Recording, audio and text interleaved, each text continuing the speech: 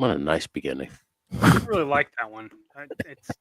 It's up there for me. I like all of my beginnings. I work hard on those, but that one, man, that music really gets me on that one. Very nice. I like that. I like both beats. The one at the end, like the soft, nice, a melodic Brings theme. you in easy. Brings you and in, then easy. Yeah, that heavy drum beat that you have at the beginning. It really kicks off, and then it kind of like tapers down and brings you into these silly gooses. That's it, right here. We're right here, man. Yeah. Let's have some fun. We'll just pick right up where the wake and bake left off, man. Yeah.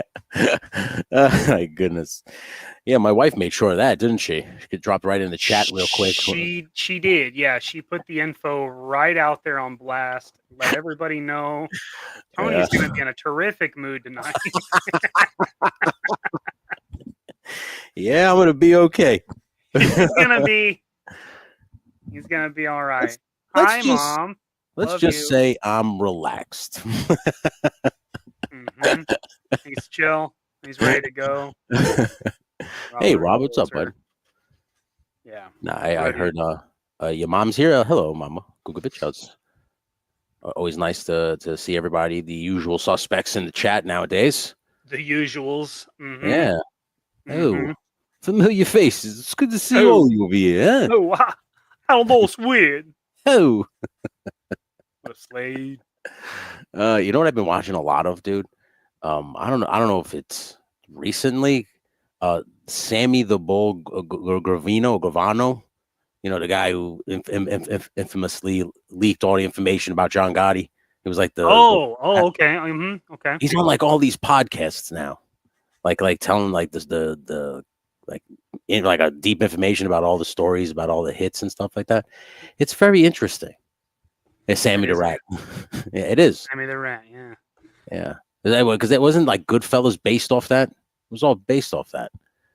So yeah. It's interesting to hear like the actual story come from those, like the source, I guess. So that's a good point. I just learned the other day that what is that? Kings of New York. Yeah. Christopher Walken. Is that right? The King of New York. King of New York. I just learned that that's actually about Kansas City and the Black Mafia. Get out of here. Yeah, I had no idea. Holy shit. Had no idea. Yeah, that was a Kansas City thing that was based on. I'm not saying like everything transpired or anything, but yeah, the story was based on. It was a white guy that he just had their ear, the Black Mafia. So like, you know, that's interesting. He didn't like run it or anything. Yeah. But he had a little influence. So if the Italians needed something, they'd just be like, "Hey, you talk to this guy, he'll take care of you." Yeah, he's a guy who knows a guy. Yeah. You know. Yeah, the Italians definitely ran Kansas City for sure. Yeah. The Black Mafia had their influence, especially around the Jazz District. Okay, that's their space. Dude, I haven't seen that movie in so long. King of New York. Fucking A. Like you forget that Walken was 13 when I saw that movie. Like you forget about that version. Everybody remembers Christopher Walken dancing in that music video. You know what I'm saying? Remember Fat Boy Slim? Yeah. I don't remember that shit. Like that goes back way to early 80s, right? That's something like that. Yeah, that's way back. That's a good movie. That's the serious Walken. You don't get so much of that anymore. Exactly. Like, yeah. Like he did that like till the 90s. Then he's like, I can have a little fun now. Yeah. Also, like, the next time you guys write a contract, make sure there's some dancing in it for me. Yeah, I gotta dance. Okay. You gotta put me, make me dance. Let the J Man do a beat. Yeah. Wow. He does. He loves to dance. He's a big dancer. Yeah. Could you imagine loving to dance that much where you're like, hey, put in a contract. I gotta bust a move at least one scene. Just imagine having the power where you could request something like that. It's like, but it's a war movie. There's no dancing, Chris. Like, what do you want us to do? Yeah, it's like going back, and he tried to do it during like for the deer hunter, and they were like, absolutely not. No. one, we don't know you, and two, that does not belong in this movie. And he says, not a musical number. Someday, I'm gonna put it in my contract. You'll see. I want to dance. I don't get it, but you're enacting right now. Chose the wrong path. I get that, Chris, but we're not in the club right now. We are on set. This is a scene, and we have to film. What's up, Checkpoint Alpha? Good to see you, man. Hey, what's up, man? Dan Alton said that he sent me a couple of emails for the Touch Grass Challenge. Thank you, Danny. I will definitely check those out. A lot of people are starting to submit. I appreciate that. Started August 1st, going until September 20th. So if anybody wants to get involved, it's crossover madness. I still have to do mine. I gotta do it. That I have to get on. Yeah, I have to get on this shit. So, hey, man, Joseph, good day to you too, bud.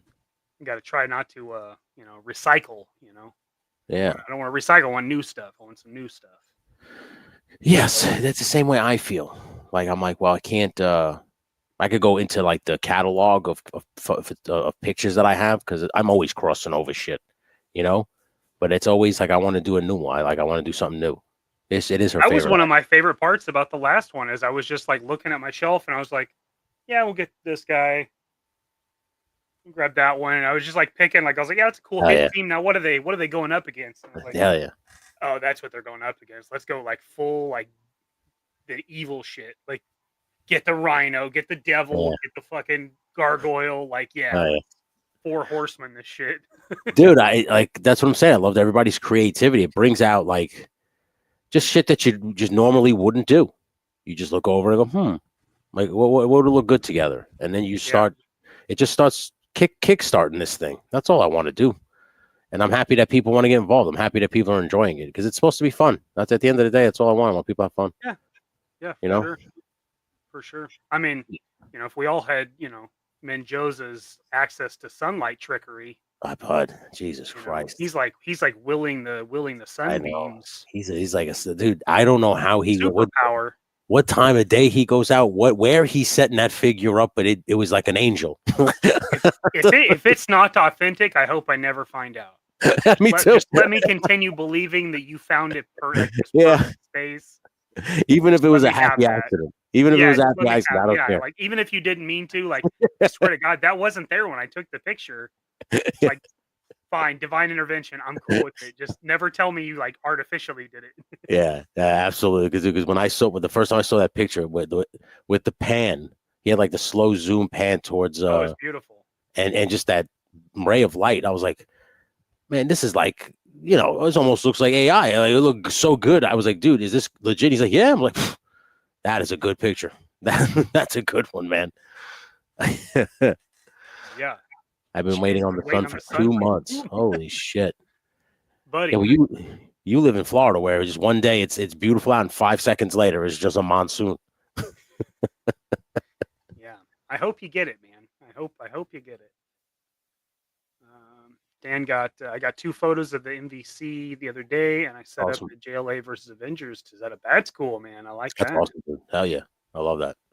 I like Great that. stuff, man. Like I said, I love everybody's creativity is kickstarting. I love that. I'm sorry, I'm supposed to be doing this stuff for you, and you're pulling up all chats. I'm sorry, bud. Oh, you're good. I'm not working on anything yet. Like it's totally fine. Okay. Once we start working, that's when I need you, buddy. Yeah, I'm ready. Put me in, coach. Just put me in, coach. I'm ready to play. I'm ready to play. Just give me a chance. Oh yeah. Oh man. Yeah, so I got all this stuff too. I got a little paint. I'm gonna follow your lead. I'm gonna paint some of my truck stuff here, the dashboard, the engine block, and I will man the chat while you jump into Liquid Osiris. Got any tips? Got any tips? This ain't no Chris Angel, Mind Freak, David Blaine bullshit. Ain't no David Blaine trapdoor horseshit jumping on here. Motherfucker's dead. He's dead. Man, you more shredded than a julienne salad. Remember Rambo 2 when he's all cut up? Not Rambo 1, but Rambo 2? That's you right now. Oh, yeah, really. Give me that goddamn map. Fuck you. He goes, fuck you. Man, Dusky, you think you read that map? Yeah, I guess so. All right, cool.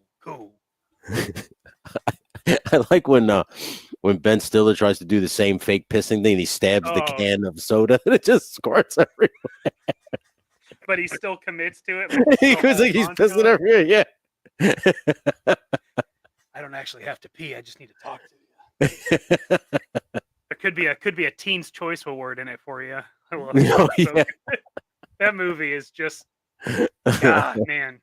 That had to be the point where movies started coming downhill a little bit, because that was just like apex right there. Oh my God, that was so good. That was a movie that from start to finish, I was like, this is just gets funnier. And by the end of it, I was disappointed that it was over. I was like, it's over. Yeah, he's just gone, man. So I think it was the first movie that, with my own money, I saw twice. Yeah, same here. I think that was the first movie that I was like, I have to go watch that again. That was the funniest fucking movie. I remember I went back going, it can't be that funny. And I remember leaving the second time going, it's that funny. It was that funny, yeah. It was either that or Pineapple Express, because I swear to God, it was the same summer, and I saw both of them twice. So whichever one came first, that was the one I watched twice. But definitely both. I still have the stubs the other day. I was going through them. That's been a month or a couple months ago. I was like, I did see those movies twice. Like, I love those movies. I saw Step Brothers multiple times too, because that was another one I just couldn't stop laughing. I don't know what it is, but I love when grown-ups act like children. It always makes me laugh. And when like Will Ferrell and John C. Reilly are acting like two kids, two spoiled brats, it was so funny. It's funny when it's not like around you, right? Yeah. Like when we see it on YouTube, we're just like, would you grow up? Yeah, stop being a fucking baby. You know, but when it's TV, you're like, oh, that is funny. You watching them like, can we make bunk beds? it's like Dale, I said no power tools. Yeah. That is not your toothbrush. Like when he goes, Jesus Christ, I don't give a fuck. Go ahead and make bunk beds. You guys are 40-year-olds. Shane said that he's waiting for the actual the sunlight spot that Menjosa was able to get. That's what he said. I think you have to sacrifice a virgin, if I'm not mistaken, to get that kind of placement. Yeah, for real. I did not get this figure. Did you get that figure, the Dragon Man, the big one? I did not order it. I like Fantastic Four, but the stuff that surrounds Fantastic Four doesn't get me. Like the weird bad guys, right? Yeah. I love Doom, but past that, no, Silver Surfer, I guess, but same way. I never really got into the other stuff. Yeah. He looks fantastic. I mean, he looks great. Yeah. Smudge Customs is in the house. What's up, Smudge? Smudge. What's up, buddy? And Keys Collects. What's up, bud? What's up, nerds? Let's say everybody else is just right now currently talking to each other, which is good. You got a lively chat here today. Good. Hey, greetings and salutations. Hello, Tristan. It's good to see you, bud. G'day, Tristan. And now we're all caught up. Oh yeah. Wonderful. Yeah, bud. Yeah, so I've been hard at work on this truck because I really want to get it done, because I want to focus my attention on this tactical battle platform. And I don't know why, but for the last couple of weeks, I've been having a hankering for building like cabins. And I went to Hobby Lobby to see if they had a dollhouse cabin, because I saw it one time. It was only like $100. It was like a kit. And I was like, oh, I gotta be like a fun thing to put together and use, right? Yeah. I went back, never had it again. But then I thought to myself, me and my wife had just been sitting here every day for a couple hours. We watched those bushcraft videos where those dudes go into the woods and just make. Oh yeah. You were saying you wanted to build some in the woods, yeah. So I said to her, I was like, you know what I'm gonna do? I'm gonna go out in the yard. I'm gonna go out in the park, and I'm gonna get some like tree branches, and I'm gonna make 1/12 scale cabins the same way these bushcraft guys made them. Yeah. And then I said to her, I was like, if I take that to a park, let's say, and I shoot it, and I don't really want to take it home, it's made of twigs. It could stay. Like I don't give a shit. So like, and I won't feel bad because it'll just kind of break down. Because I want to make it with like clay and moss and all that stuff. So that you want to go clay, you want to go like full on with it. Full on bushcraft make it, because I know like yeah. But I might have to cut corners with that just so it stays, because I know clay, if it gets wet, will eventually break down. Yeah, if it doesn't have time to cure. Yeah. In the situation, I guess. Yeah, so I'm probably going to use like some kind of adhesive to keep all the branches together and shit like that. But I'm gonna try it. If I like how the first one comes out, I'm gonna make a couple of them in different shapes and sizes. Like I'd like to make a hobbit hole, like a hobbit one, and put it on the side of a hill. You know, that kind of stuff. Yeah. I'm have some crazy fucking ideas rummage around in his head. It never stops, bro. Sounds pretty cool. Yeah, it never stops. You see, this Tony's going full bush. Full bush. I'm a bushcrafter now. I'm a bootlegger. Bootlegging the movie, baby. Dollhouse cabin in a Hobby Lobby really is cool. Okay. Oh. Or see, they were actually in stock at my store. I saw it there, and I was like, oh, that would be fucking perfect. Gun Bunny Customs is in the house, by the way. What's up, Gun Bunny? It's good to see you, bud. Gun Bunny. Gun Bunny. Go ahead, Gun Bunny. Oh, there he goes. El Pistola, El Bunny.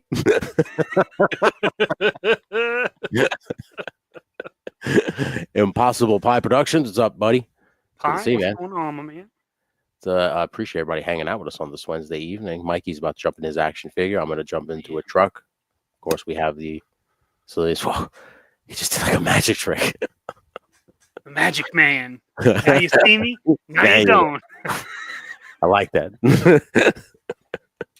Magic Man, El Diablo. It's like a that's evil. Awesome. What's that mean? It's like an evil chicken or something. It's got big talons. He's got the talons. I can see the talons. Now let me ask you. You have this chest piece apart. Was that hard to do? Because I did that for Gambit. The Marvel Legends were pretty tough to take apart. Like I was worried about, dude. Because I don't know. I guess it just depends on how good the sonic welding is. Okay. Was that easy for you though? That particular one? This one's not too bad. It really, the thing that it comes down to is how much clearance you get when you articulate it like all the way out. Oh, okay. Because if you can get a good chisel in there and then just start kind of working towards it, you get about halfway and you'll hear like a pop, and then you go on the other side, you hear the pop, and you just kind of work your way around. And, then I go in with one of these and kind of just pop it from the center. You know, that's right. That's good. Sometimes you fuck them up, though. I mean, real talk. Sometimes you fuck them up, dude. So they have this like curve. Yeah, I was so afraid of fucking up Gambit because that was the only one I had, so I had one shot at it, you know. And I had to like I know a couple people leave in that shoulder part where it's still his jacket, and they just pop like the arms onto that. And I did that, and I just really didn't like it. And then I noticed that the arm got stuck and it broke the peg. So I fucked it up anyway. So I was like, oh shit, I only have one shot at like fixing this now. So I had to take it apart. And when I was doing it from the top, like I did it from like where you know how the Marvel Legends neck pegs are? Mm-hmm. Like I did it from the top, and when I got it open just enough for the shoulder pegs to literally fall out, and I was able to I used Night Thrasher's arms. I liked the way those arms looked, and I popped those in, and it worked perfectly. I was very, very happy that it worked out. And now that like you see like a little spot on the shoulder, but because he wears the jacket, I'm never going to take the jacket off. You know, like it does. You don't really see anything, so I'm happy about that. But I'm always thinking about like either using like epoxy sculpt or like the epoxy resin to fill it, just to fix it and maybe sand it down. Yeah, I don't know. That's if I'm like feeling crazy and shit like that. I mean, I've definitely, especially on Legends, because they don't have the neck isn't separate; it's all part of the torso. Yeah. So like when you're starting to get into them, then you start to get a little pry, and it deforms the plastic. Usually, I'm able to heat it up and kind of put it back, restore it, and it's okay. Okay. But yeah, if you needed to, yeah, you could sand it down and fill it. And fill it, right? Okay. You could do that. Give that a shot. I've done that on especially 118 stuff. You know, filling in something down here because there's even less surface, even less area to get something in there to, pop it apart. Do you use epoxy resin to fill it? How do you fill it? Like if you need to fill the holes or the cracks? Usually I use green stuff. Green stuff? Okay. That's your go-to? Yeah, it's my go-to. I like it. It works. It works well for me. Yeah, I like using that stuff too. Hey, Stu is in the house. What's up, Stu? Stu, what's up, sir? We are silly. He's a gander. Well put. Well done. Well done. Good to see you, bud. We got I hurt Chad Zombie Finger, and Hey. I'm here for the drama and the hurt feelings. Oh wait, wrong stream. What's up, Andrew? What's up, bud? I believe you were looking for a different show on that one, but I am glad you're here. Alta Kukovic is in the house. My grandma. Hi, Moo. Hey, Gammy. That's nice. Hey, Ken Boys is here too. Pack it in deep. That's right. Ken. Get in there nice and deep, black. You got to pack it, baby.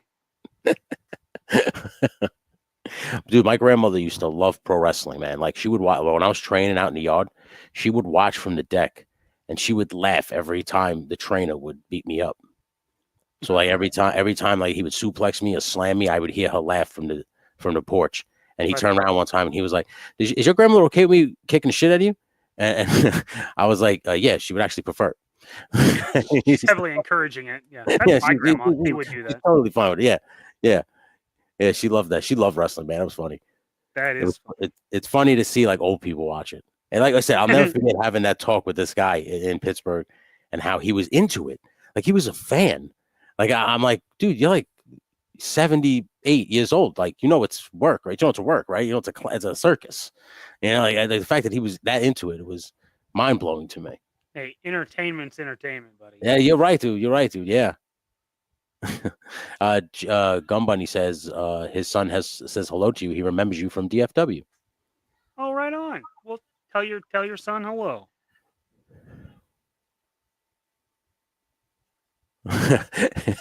It would be a worry if either of my grandmothers were here in chat, says Tristan. Don't say that. Fox will summon somebody. She'll get him in here. Menjoza says green stuff is greater than milliput. It's definitely cleaner. I started with milliput. That was like how I sculpted. This is dirty as shit, but that was how I sculpted the pads and the chest, and the part on the helmet was milliput. It's just a lot of work because it's more like clay, so you have to keep it really wet and keep wetting your fingers and your tools. Okay. Whereas it helps if you do that with green stuff. Like, I don't know, I was trained the old school way, so like I'm like, you know, I'm using a fucking knitting needle, and as I'm working the shape, I'm running it over my tongue, keeping it moist so it doesn't stick to anything, glides. Did anybody ever tell you to use a sponge? No, I got one right here. I don't need something else wet on the desk. I got it right here. It's all right here, pal. You know, lubed up and ready to go. Yeah. Dan Alton says he uses Abe's epoxy sculpt. Okay, I've used some of that for automotive stuff, mainly on epoxy sculpts. But. Impossible Pie Production says, Mikey, do you like the matter finish over a glossy finish? So the matte finish, I assume he means. I actually prefer a satin, like a matte, or a semi-gloss. Okay. So it gives you just a little bit of shine, so it's not dead flat and it's not shiny. It's like a factory finish, like this. Okay. And Cooter's Garage says you got to keep it moist to keep it going. Damn straight. GI Jetman's in the house. What's up, bud? It's good to see you, man. Welcome. I appreciate everybody hanging out. You got 40 people in the room already. Jimmy Purvis just joined us. Sorry if I missed, but what is the base body for good old Lincoln Osiris? So he wants to know what your recipe is. Okay, so the legs are the ones I'm using specifically are Tiger Force Dusty, but it could be a Stalker or a regular Dusty. It's just the regular fatigue legs. Okay. The torso is Shipwreck. The upper arms are Falcon, but the lower arms are Doc. That way I don't have to paint the skin tone. Oh, right on. You could totally use a Falcon and dye the color onto his skin. Yeah. And boots go with the Dusty. The head is a Lincoln, you know. Yeah, custom. Yeah, so that's it's really two main ones. Like you could probably get by with just using a Shipwreck and a Stalker or Dusty, really. He's going to have short arms, and if you're okay with dyeing or painting the skin tone, you're good to go. You don't have to worry about it, Doc. Now, does that actually work if you dye the skin tone? Yeah, it's just hard to get the tone. It's all a matter of like how hot the part gets, how much it absorbs, how long it's in there. Yeah. So like I have done that. Okay. With, I think it was when I made those two big lobs. I dyed hands, I think is what I dyed, so we could have a trigger hand. I think I dyed, just regular classified hands. Yeah. And it got close, but then once it dried, it was really dark, and that was really the only time I tried skin tone. Everything else I've ever dyed was just black, so it didn't matter. I wanted to absorb as much as possible. But oh yeah, dude. I never tried that. I still have that dye waiting in my garage to dye. I have to get a Moon Knight figure from the Strange Tales wave. Oh yeah. Mm-hmm. To do the Batman? Is that what you're doing? Batman, yeah. I know, like I told you this before. I'm sure I've said this now multiple times, but that Batman that Zakanin sent me, I just don't trust because it's 3D printed. And I just don't want it to break. Like I don't trust that plastic or whatever the fuck it is that they printed it on. I gotcha. So I'd rather take my chances dyeing it and, getting it getting a pair of, trying to find like the right pair of boots, and stuff like that for him. And then I know his hands have to have claws because that cartoon, for some reason had claws. Yeah. See, you need like Black Panther hands. But that's why. Remember when Zakanin got me a bunch of those White Panther figures? So I'm gonna take all those hands and dye them black. There you go. Like that. Yeah. So I'm gonna I have a bunch of clawed hands ready to go. The hardest part for me, I think, is going to be finding a good enough sculpted head that I like. Like I want it to look and resemble to that cartoon because I really think that cartoon doesn't get enough love. Like this guy is losing the license and he has done every other Batman under the sun. I am shocked that he didn't make anything for that line because I think that cartoon is highly underrated. Now, obviously, that could just be me, but is that Brave and the Bold? No, that's that one is more for children because he's more. Or is it the Batman? The Batman. The Batman. Yeah, it was one of those. I couldn't remember. Yeah, it's one of my favorite cartoons. I think it's a little faster paced and a little bit more modernized for that generation. But I believe if it had enough time, it would have been that generation's animated series. Like it had very good. Bold. Stories. Yeah. Bold. Yeah, I really believe that it was that good. Same thing with Wolverine and the X-Men. I sometimes, and I could be in the minority here. It's so good. Yeah, I put Wolverine and the X-Men above X-Men 97 and all these other cartoons. It's my favorite X-Men cartoon. Yeah, mine too. It's really mine too. And I'm just like, a lot of people always sit there and go, X-Men from the 90s is so good. And the X-Men 90s, like, why does everybody glance over that Wolverine and the X-Men? Nostalgia tells you that X-Men 95 or whatever it was is the best one because it's probably what got you into X-Men if you're talking about it. Yeah. Because it did me, right? Yeah, but yeah. The GI Joe cartoon did the same, and I despise the GI Joe cartoon. The X-Men cartoon is kind of the same for me. Like it's like the stories are like really brutal versions of really great stories. Like you just get little hints of Dark Phoenix saga or It's because they can't. It's like that because some of those comic books even then were for like adult readers, like older readers. So they can, and they're trying to dumb it down for 5th graders, because they want kids to buy toys. G.I. Jetman, is Lincoln Osiris the character played by RDG in the movie? I'm sorry, Robert Downey Jr. in the movie. I've never seen Tropic Thunder. It sure is. Yes, it is. Oh man, never seen it, huh? Yeah, I can't believe that. Ooh. Is this a Pablito? The villains were awesome in the Batman. I agree. Like a lot of people have a problem with the Joker because he's got like dreadlocks, but I loved the guy who played his voice. I love that voice actor. He does a lot of cartoons and shit like that. And I sometimes I like fresh takes on some of these villains. I like that Joker. That's what I'm saying. And it was a cartoon that was just it was like I said, it was for that era, so that I can understand the update. Like I understand like the fresh coat of paint on some of those characters. Even like the Riddler was like it was kind of like they mixed the '66 Riddler and Jim Carrey. You know, like they went with that direction. Like you could tell where they took the inspirations for certain villains. Like the Penguin clearly was Danny DeVito's Penguin from Batman Returns. Like it was obvious when you saw the Penguin in that cartoon. You're like, oh, that's Danny DeVito. That's DeVito, you know, yeah. So I thought it was a great cartoon. And you know, a lot of people, the second or third season, I don't remember how many seasons it actually had, but the second or third season, when they update the theme song, it has, if you listen to it, it has the same cadence as the '66 movie, '66 TV show.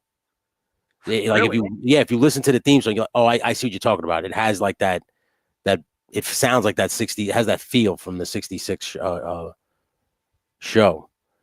But if you look at it, the way the costumes look and shit like that, it's because even like his cowl is kind of resembles Adam West's cowl. That had the small horns, the very curved head. You know, the way it was, the art looked on it. It had a very Adam West feel to it. Even Batman Brave and the Bold, like that cartoon, I used to watch it because I used to think it was for kids. And then halfway through like this series, I'm like, this is a pretty awesome cartoon. Like he's always Batman. You never see him as Bruce Wayne. So like it's just fast paced. It's just Batman stories. Like it was cool. I thought it wasn't a bad cartoon for what it was. I got that Adam Super Strong blank figure for a possible Savage Dragon custom. That figure doesn't have the articulation and the feet fall off. Back to the drawing board. That sucks. Well, Savage Dragon has clothing. So, I mean, you could, unless you're going to put soft goods clothing on all that shit. Nope. It was a great reimagining of the Joker. I felt that way too. X-Men the cartoon, Toy Biz figs, and X-Men cards with the tattoos. It hit so hard. It was a hell of a combo. Yeah. I love the Straight Jacket Joker. Dude, how the fuck? Come on, man. Everybody in this chat room likes that cartoon. Why aren't we getting those toys? Stupid McFarlane. Like, I just want the Batmobile. I don't think McFarlane's selling to us. Yeah, he's a real dipshit. Peter Moline's in the house. What's up, Pete? Jackie Chan and the Batman. Well, it was the same animation. If you notice back then in 2003, everything looked very similar. Like the He-Man cartoon, GI Joe Renegades, the Batman, Jackie Chan Adventures. There was the Ninja Turtles. All those cartoons, they had the same type of art style. I always say that. I really believe that 2003 art style is highly underrated because I think that was a very good time in cartoons. The Penguin was voiced by Tom Kenny, SpongeBob. The Batman had 5 seasons. It did. It has 5 seasons, but if you go on Netflix, it says like 2 or 3, and they just kind of put all the episodes together is what it is. But yeah, I remember it being like 5 seasons on TV. I was a big fan of that cartoon, man. I would come on it on the mornings at like 7 a.m. I used to work overnights at Home Depot, and I would come home, and as I was coming home, that cartoon would be on TV, so I would eat my dinner and shit like that and watch that cartoon and like Jackie Chan just all that shit. I'm watching it like as kids are going to school. I'm watching it as like it's like my primetime television. When I was a kid, I was afraid of the '66 Joker. His makeup was scary. Oh, that's because he painted that mustache. Was that right? And I remember that. Yeah, the Plastic Man episodes were the best. Yeah, they were good. What's up, Roddy Riles in the house? How's it doing, Roddy? Yeah, but yeah, that cartoon doesn't get the love that it deserves. But I'll give it the love it deserves. Right here on this program, Two Silly Gooses. I love that cartoon. And you know what? Wolverine and the X-Men came out around the same time. It had the same type of art style. Like I said, every cartoon in that era had that. I really think that art style is underrated. I truly believe that. Now, I could be in the minority, but I think if you go back and you watch those cartoons, man, they were real good. And even that Ninja Turtle cartoon, man, you watch that, sometimes you're like, oh, shit, I don't think this was for children. I think they knew who they were catering this one to when they started making this one. The Joker was based on the man who smiles, who looked very frightening. There you go. Which one is this? Was this the '66 Joker or the Batman Joker? Men in Black cartoon had that style too. Very true, BQ King. Very true. Man, I remember that. I think so did Earth's Mightiest Heroes. Yeah. Incredible cartoon. That was fantastic cartoon. It's so good. I was heartbroken when that one ended because they were doing the other one, Avengers Assemble, because the movie had just come out. Not nearly as good. Dude, I was heartbroken because I loved Earth's Mightiest Heroes. I thought that was a great cartoon too. It's so good. I mean, they pull in the entire Marvel universe. I mean, it's so good. The Superpower Hour Saturday mornings. Hell yeah. I remember that too. Because of Ben, parentheses, Crispin is in the house. Batman the Animated Series still stands up. Yes, you're absolutely right. It does. I still watch that cartoon till this day. Unlike the X-Men cartoons, Batman Animated Series holds up.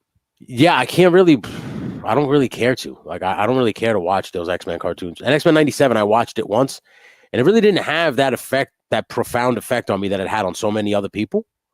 You know, I thought it was really good. I thought it was good, but I just wasn't like, oh, I can't wait for more of this. I really couldn't get behind that art style. It kind of annoyed me. Really? You know, it reminds me of that cartoon Archer. Remember Archer on FX? That's what it reminded me of. And I didn't take it too seriously. So whenever I think of that art style, I think of Archer, and I just kind of laugh. Maximilian Tucker is just dropping by to show some love. Mikey, Tony, what's up? What's up, Max? Hopefully everything's all right in your life, bud. What's up, buddy? Hope you're doing well. Hell yeah. Yeah, Avengers Earth's Mightiest Hero might be my all-time favorite cartoon, Robert's Infinite Realm says. And it's so good. It's really good. It was really good. Especially the Secret Invasion, that shit. Oh, yeah. I like Archer. I like Archer. I think Archer's a great cartoon. It's real funny. But I just don't like it for X-Men. I don't like that art style. They do it now for DC, too, and I don't really like it. I don't know. I like that art style from DC a couple years ago with the Justice League Doom and War. That was my favorite art style. I think they should have never changed it. They should have kept it that way because I really thought that was to me, peak DC animation in terms of like cartoons. Because even that show, Young Justice, that show was really good as well, which kind of had the same type of art style as the movies. It looked very anime, which I'm all right with the art style because those art styles are good. Invincible is good, Tristan. Yes. Yeah, Invincible is good, but you gotta like those like violent cartoons. Some people don't like that shit. Some people don't like. It's violent. Yeah, I remember watching that like the first episode, and he beat the shit out of the super team, and I was like, "Well, I didn't know this was one of those." Yeah, I was like, "I didn't know this was one of those." I was like, "Okay."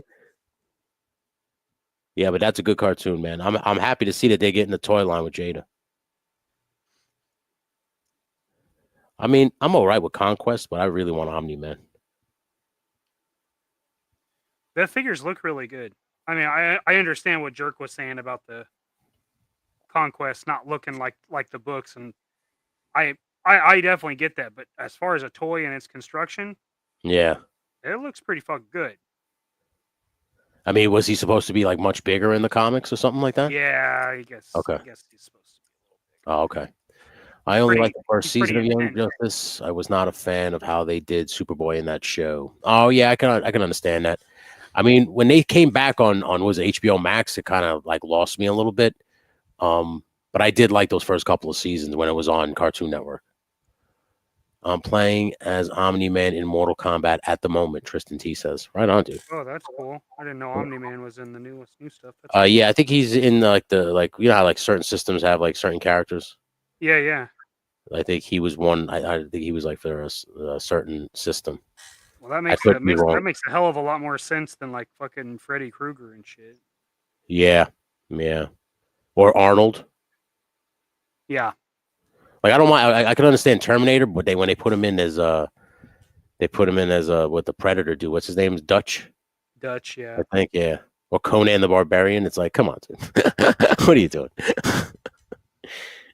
I could honestly, I could see a Conan, especially if you did him like, you know, if you used a little more He-Man aspect, you know, a little more sorcery style, you know. I could see him fitting in there, you know, just being just an insane brute, but still feels a little stretchy. By that case, you should just put He-Man. They should. You know, 100% should. Because he works for sure, and it's supposed to be like Mortal Kombat, right? Like everybody defends their realm. That would make a lot of sense. And Spawn, did they ever put Spawn in one? Yes, I think they did. He should be like a staple in that. Or he was in like Soul Calibur or some shit. I know he was in one of those fighting games. But I'm pretty sure it was Mortal Kombat. That would have made sense. Because I think McFarlane made a toy of it. That definitely makes sense. Yeah, because the Spawn figure I have, I think, is from... okay, so yeah, here it is. It's Conan. Conan is in it, and Peacemaker, T-1000, Arnold, and Homelander. Huh. That's pretty cool. Yeah. They had the Ninja Turtles too, didn't they, Tristan? If I'm not mistaken, the Ninja Turtles were in Mortal Kombat too. Of course the Ninja Turtles were in it. Yeah, come on. They're everywhere. They really are. You getting a little sick of it, or what? I don't really care. I don't care. I mean, I care. It doesn't matter to me at all, man. If people are still buying it and still into it, keep it going. A lot of people are like, you're sick of the Ninja Turtle toys. Like, who cares? Don't buy them. Yeah, it's not like they're taking the space of stuff that I want. Exactly. You know, NECA's not going to make anything I give a shit about. You're not a movie a figure thing. Like, I noticed they really specialize in it. I really don't. I'm not really into that like that neither. They've almost gotten me a couple of times, like McCready from The Thing. Like I was like, oh man, Kurt Russell. But then I was like, you can't pose him for shit. He might as well be a statue. Yeah. Not into it. Okay, so there you go. It says NH the Ninja. I don't know NH the Ninja. It says NH the Ninja Turtles. I don't know what that means. Or he could say, and the Ninja Turtles were in Injustice DC fighting game. Okay. Yes, Spawn was in Mortal Kombat 11 and voiced by Keith David. That's pretty cool. Yeah, that's pretty cool. Spawn has made it into both Mortal Kombat and Soul Calibur. So he was in Soul Calibur, right? If I'm not mistaken. I remember that years ago. Years ago, Soul Calibur would do this thing where if you bought it for PlayStation, you would get like Darth Vader. And then if you bought it for Xbox, you would get Yoda. And then if you bought it for like GameCube, you'd have Spawn. It was like weird. That's a weird 3. Yeah. Yeah. It's a smart way to try to get you to buy for all 3 systems, though. That's true, but my God, what are we made of money? I know. Back then, people were like, yeah, Soul Calibur. I'm going to play as Yoda. I'm not a big fighting game guy. I feel like you got to be a special breed for that. You got to like fighting games. I never really saw the pleasure in fighting games. Like I said, you gotta like. I don't know. Maybe I'm one of those like rare ones. Like I like to just play games to kind of check out. So I don't like to play games to fight people or play against people. It's one of the reasons why I can't play Madden anymore.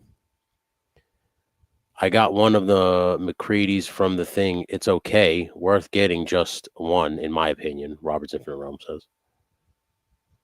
GI Jetman says, when NECA makes a John Wayne figure, I'll buy it. You want the Duke? Do you want a military version of John Wayne or a cowboy version of John Wayne? See, I would like cowboy figures. We don't get enough cowboy figures.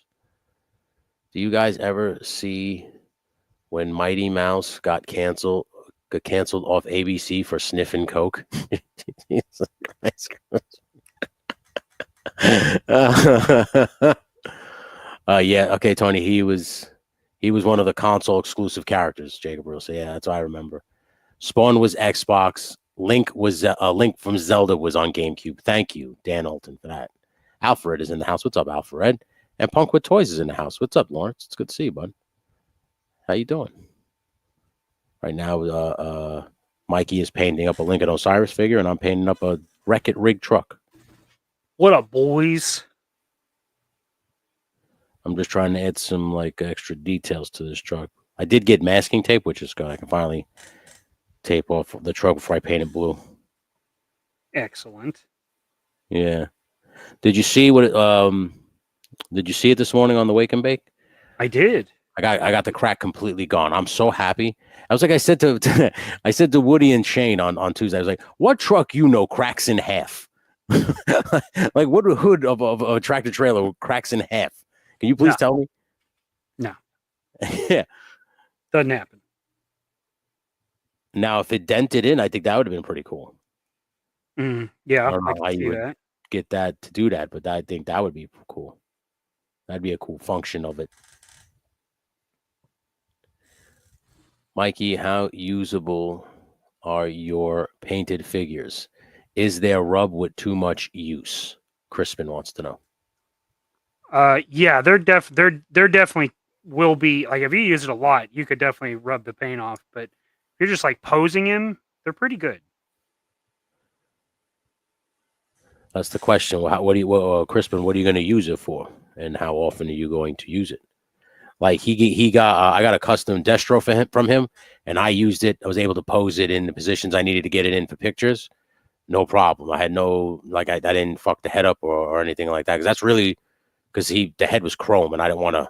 That's the one I didn't want to. That's a whole nother animal. Yeah, yeah. Punk with Toy says I need a Green Beret John Wayne. See, that's pretty cool. Now that would be awesome. Stu for Lunch says John Wayne is Genghis Khan. That's funny.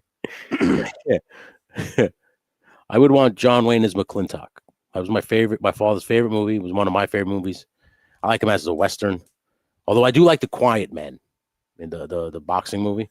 I thought that was a good movie too. I think when I was a kid, I probably thought the Longest Day was probably my favorite when I was a kid. Okay. Yeah. When he plays the World War II.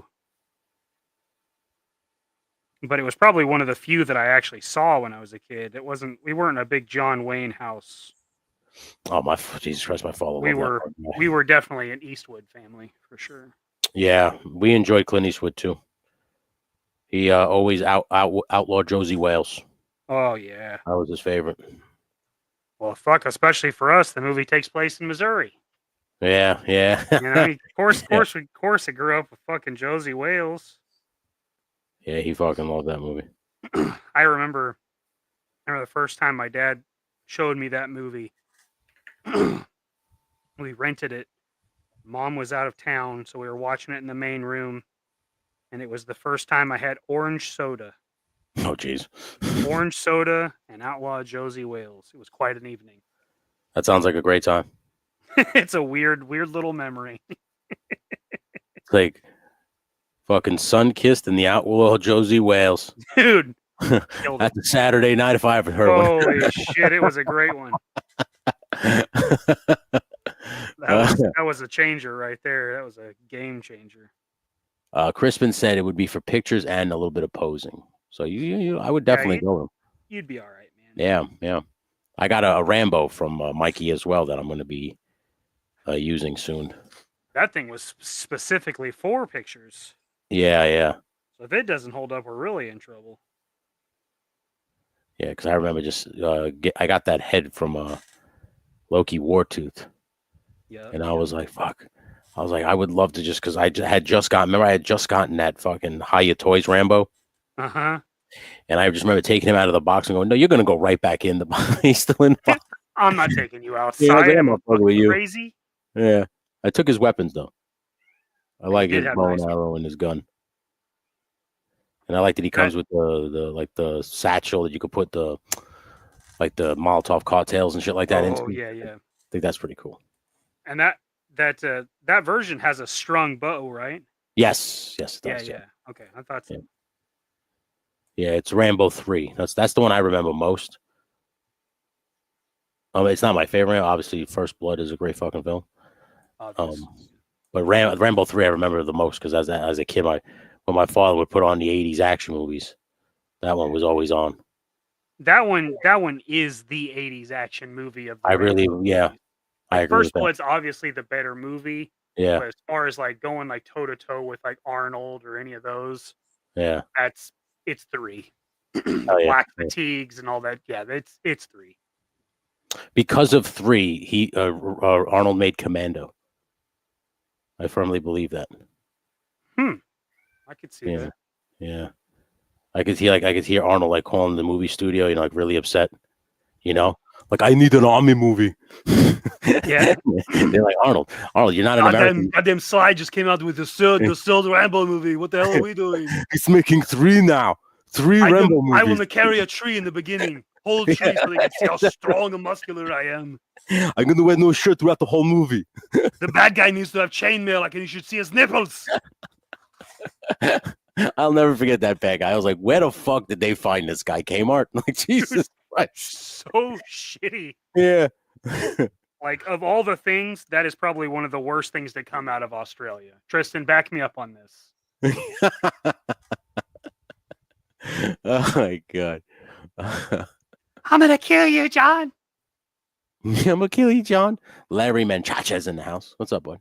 Manchacha. How you doing, sir? It's good to see you. Could I show you guys some of my work? Crispin says. For sure. Sure, bud. Yeah, sure, man. Don't forget Arnie's bested. Arnie bested a predator. He did. Yeah. Well, what human hasn't? Jeez, predators suck. Yeah, at this point, everybody would be in predators. If this was wrestling, dude, we wouldn't book them anymore. No, you'd be done. You'd be like, well, you're not even a contender. Yeah, you'd be like, yo, I can't put any stock in you. You've been beaten too many times. Yeah, nobody's gonna believe you're even a fucking shot here. Yeah. Give me a xenomorph. Call the xenomorphs in. Give me an alien.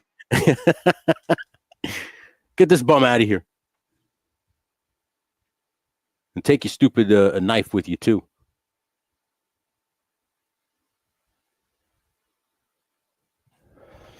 I hope everybody's having a good Wednesday. I appreciate everybody who hung out on the Wake and Bake this morning with me, where we broke down. I opened up Flint and CoverGirl, retro Flint and CoverGirl. Not bad figures. I like them. I like the retro ones. I do.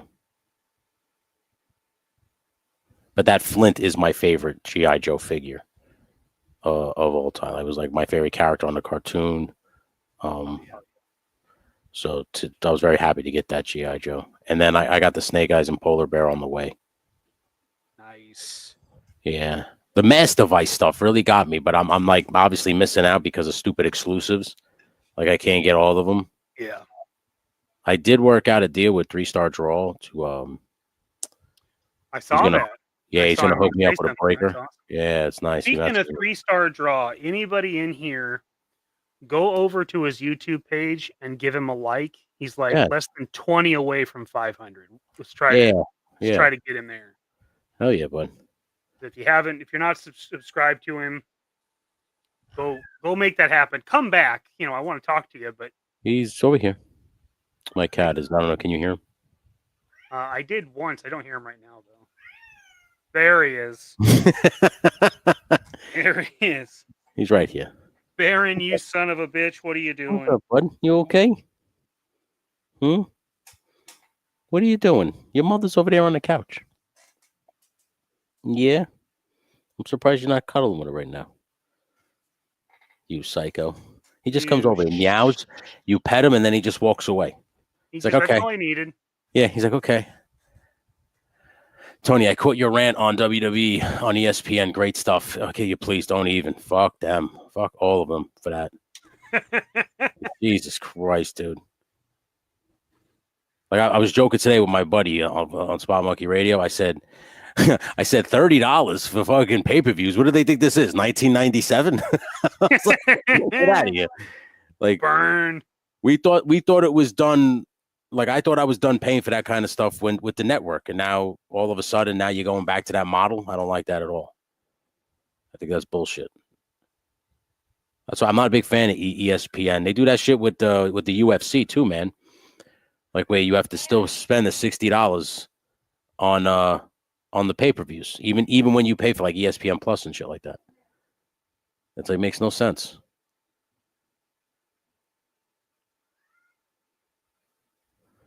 But the problem is people will pay for those pay-per-views, because they're gonna want to watch them.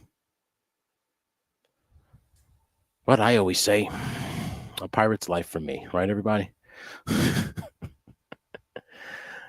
Oh my God. No, I didn't. Not yet. We're still fingers crossed. Breaker was on Nerdzoic this morning. TC says, "Thank you, TC, and welcome, bud. It's good to see you."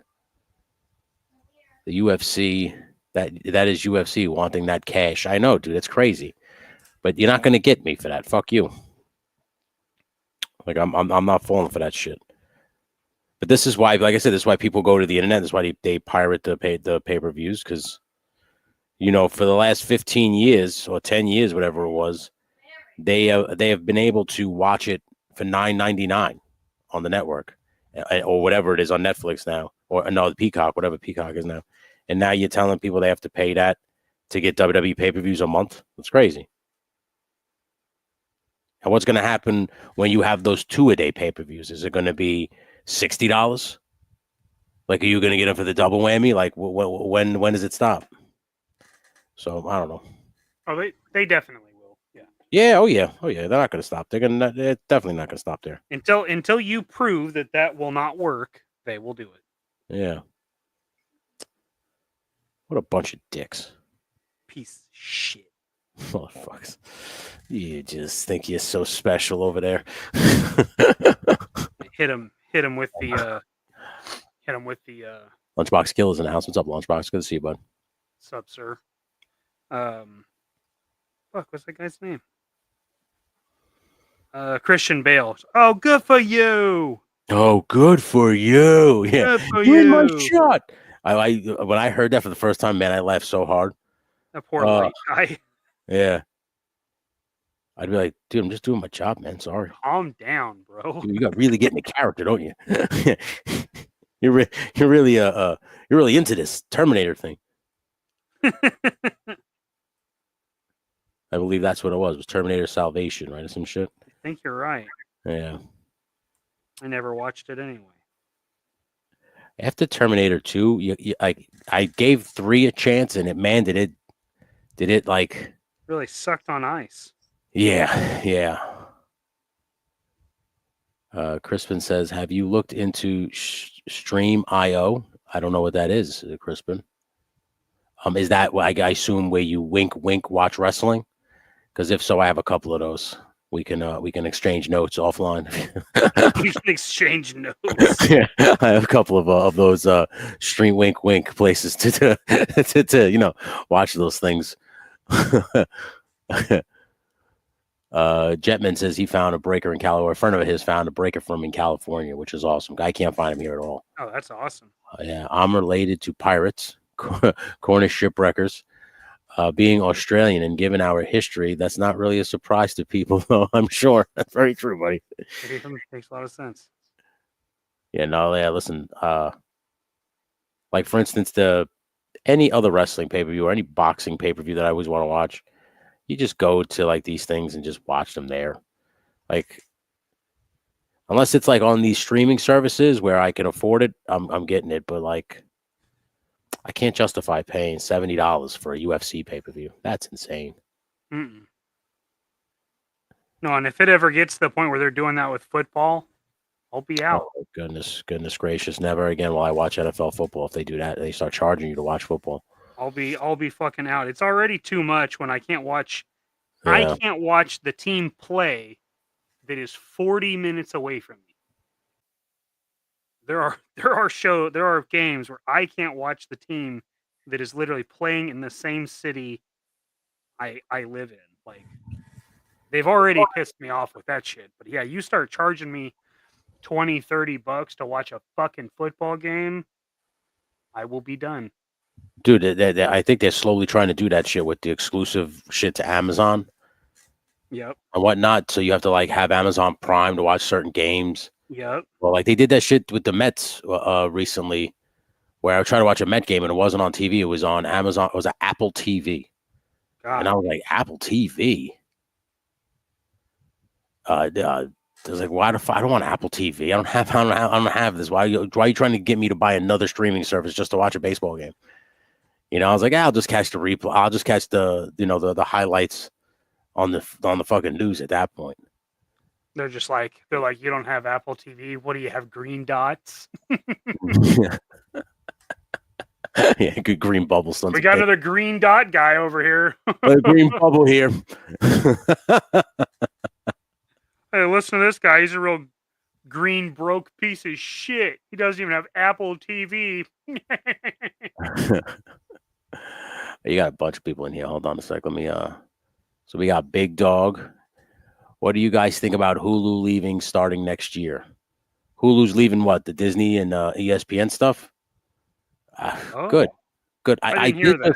Good. The real grievance hooked me up with a Google TV thing that has like it's been unlocked, if you want to call it that.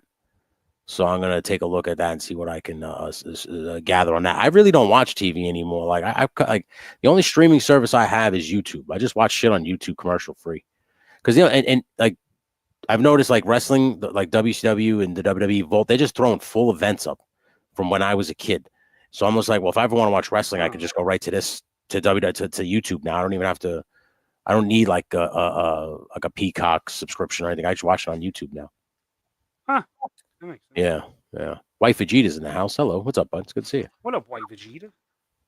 Welcome, dude. Stream.io is your prom date, so I guess it's a good place to go.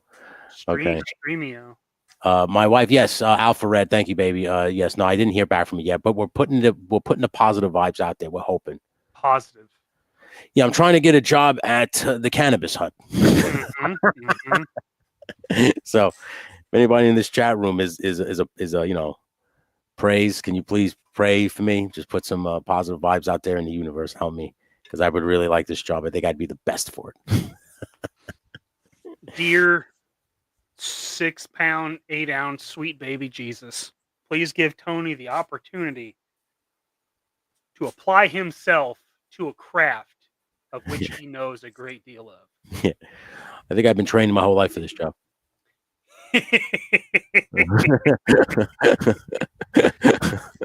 That's the attitude. Got a real George Costanza vibe tonight. I just want to put it out there. You got a real George Costanza vibe. I need this job, Jerry. I can run rampant. I'll do anything for this job. They have the real high toilets. I feel like a gargoyle perched on a building. You just want to work in a dispensary? Jerry, you have no idea. To be around that much weed. You don't know the half of it. To be around that much weed all the time. Oh my God. I went in there today to get my stuff, right? And I think I had heard him interviewing, some new employee, and the way the guy was talking, me and my wife come walking out of the store. I look at her and I go, "That's what they're gonna be hiring? Are you kidding me? This guy better fucking call me." I was like, that fucking guy. Like, just think about the most stereotypical pothead you could think of. Just Jim Brewer from fucking Half Baked. That was this guy. He was like, man. He's like, yeah, man, I'm just gonna, I'll work here and then I'll work at the other place and then I'll come back. And he was like over explaining shit, and I was like, Jesus Christ. I was like, I could definitely, please hire me. You think it's frowned upon to come to the dispensary high for your interview?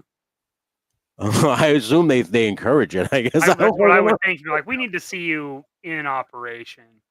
Yeah, we know it's going to happen. You're working at a dispensary, so let's see how you work. You're going to be high. Let's see that version of you.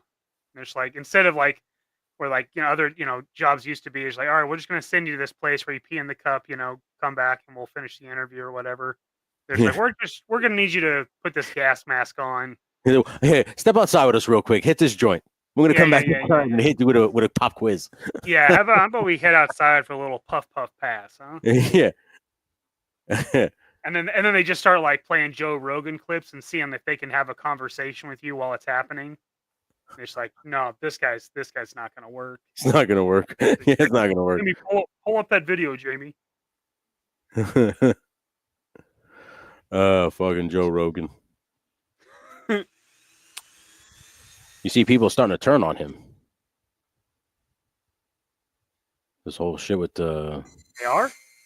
Yeah, they're starting to turn on a lot of these comedians that had like a political guys on their podcasts. They're saying that they're not real comedians, and Joe Rogan, is at the epicenter of that, obviously.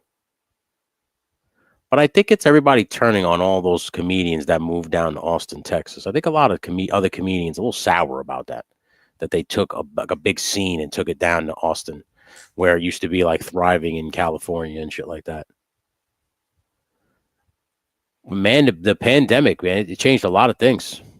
It flipped a lot of shit on its head. I think I think it broke a lot of people's trust. I mean, I think it was really a pretty shitty deal. And I mean, I can't blame people for just relocating to somewhere that aligns with what they want to do. You know, Austin's always been a kind of a happening scene, or at least in the last, 15, 20 years. Yeah. But it was music for a long time. You know, it was just that was the music scene, which at one point was also LA. You know, that was in the 80s, that was the music scene. The 90s, it was Seattle, you know, like you don't get anything forever. Sorry, California. I don't know who to tell you this, but you had the stranglehold on weed. You don't have that anymore. Nope. Hell no. That's everywhere now. The days of Cheech and Chong are gone. You squandered them. Hell yeah.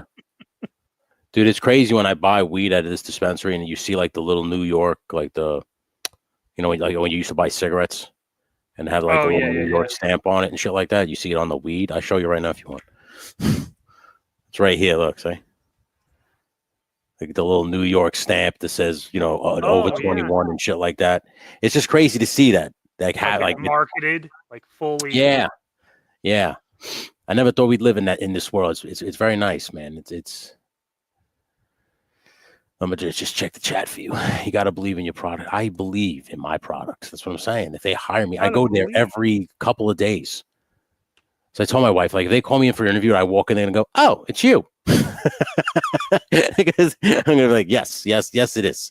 I'm just trying to save myself trips. they're just like, man, we had bets on what your name is, and it was never Tony. It was never good. Never Tony. Yeah. Wow. Never thought that.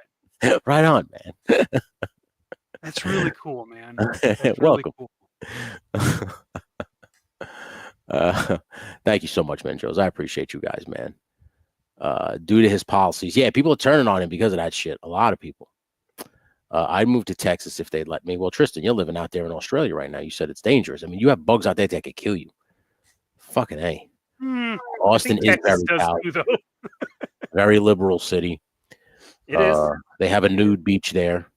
Austin is very much a college town, Crispin says. Oh, yeah, for sure. HGC says, Jamie, look up that gorilla fingering a Filipino. I'm sorry, flinging poop. I'm sorry, I read that wrong. I'm a little baked right now. Tone Bone. I don't know if they'll hire Tone Bone. Tone Bone's pretty high energy. I don't know. That may have Tone Bone is just TNT Skate is here. What's up, bud? Florida native here. That's right. I don't know how you guys do Florida, man. It's so muggy. It's been on and off up here. It's been getting real bad. I was telling Mikey before we went live, like 2 days ago, you go outside with like this hoodie that I have on, like this light sweatshirt, and you're like, oh, this is nice. This is a nice day out. And then the next day, it's like you swamp ass. It's just so muggy out. You're just like, what the fuck? This is disgusting. I don't know how you guys do it in Florida, like where it's constantly muggy and shit like that down there. Oof. And then you get those thunderstorms out of nowhere that just pick your fucking house up. Like, as it gets so windy. It's like, Jesus.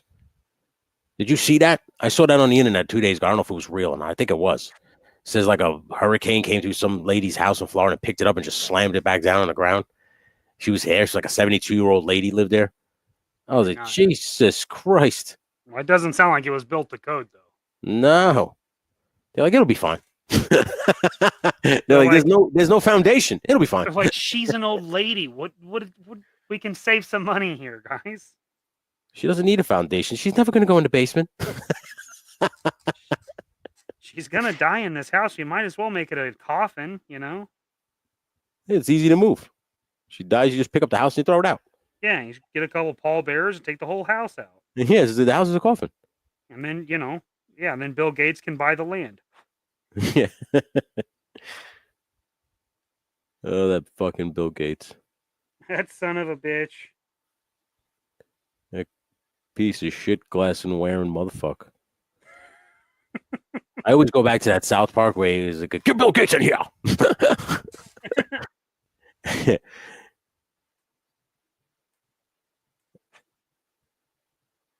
I was cleaning out my father's stuff today, right? Uh-huh. And I take down this bin from the top of the closet, And inside there, I don't know why the fuck he kept this thing, but it was an intercom system from when we lived in the city. And like anytime someone rang the bell, that's how he would speak to them through the intercom. Mm-hmm. And like I literally held it in my hands. I looked at I showed it to my mother. She's like, Jesus Christ. I said, this thing is literally 34 years old. Like, I remember the day they hooked it up onto the wall in Queens. And she goes, yeah. She goes, that's old as shit. I was like, what the fuck is he holding on to this shit for? She goes, I have no idea. What is he going to do with this? I was like, what is he going to do? Yeah, I was like, what the fuck was he going to do with this thing? She goes, I don't know. I was like, Jesus Christ.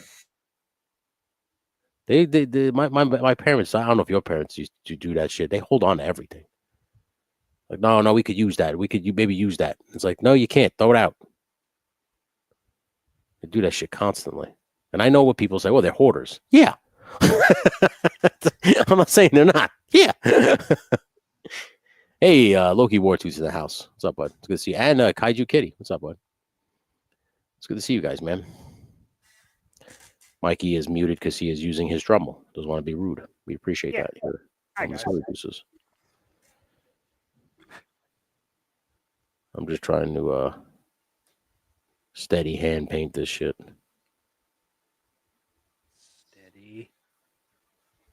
Steady as I can, yeah.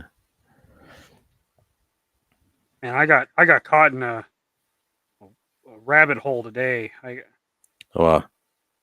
was watching Instagram reels. It was like the last hour of the day, and I was kind of, I was processing some customer returns and just kind of coasting.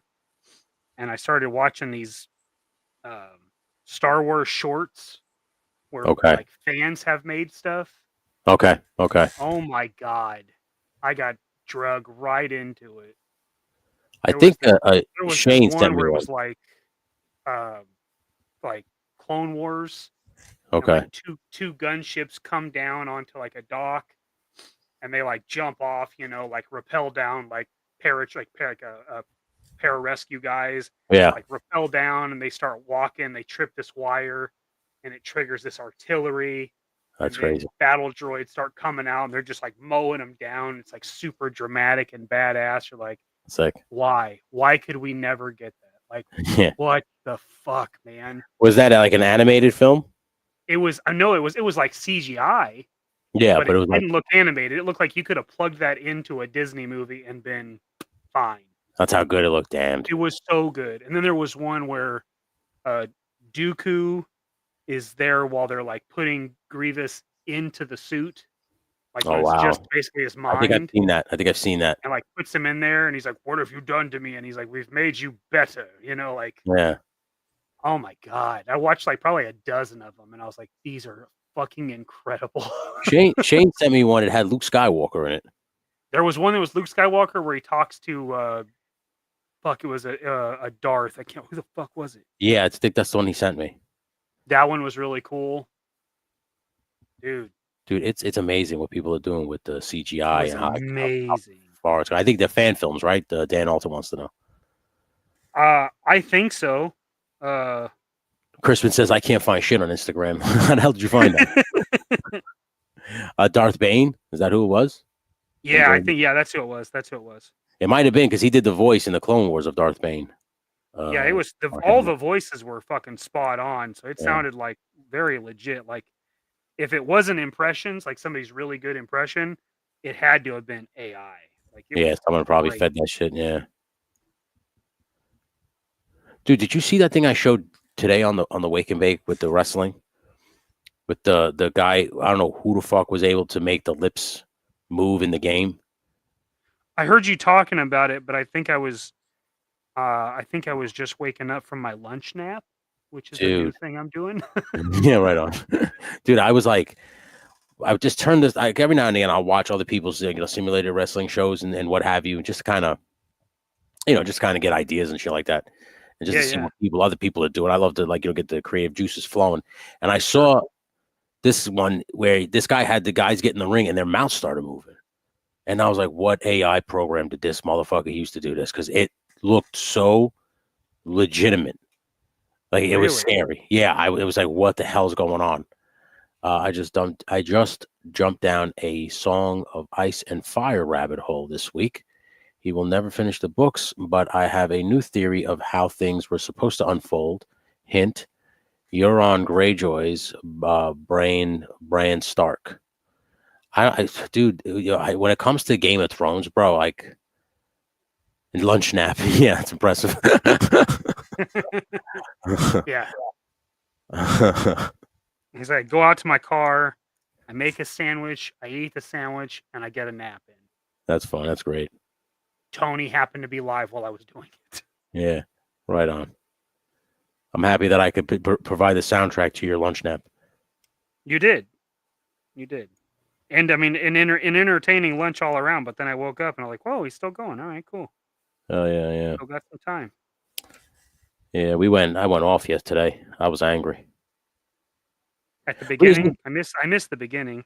Yeah, it's like because I'm angry for people because like when you pre-order something, it is supposed to ensure that you get it. That's why you pre-order.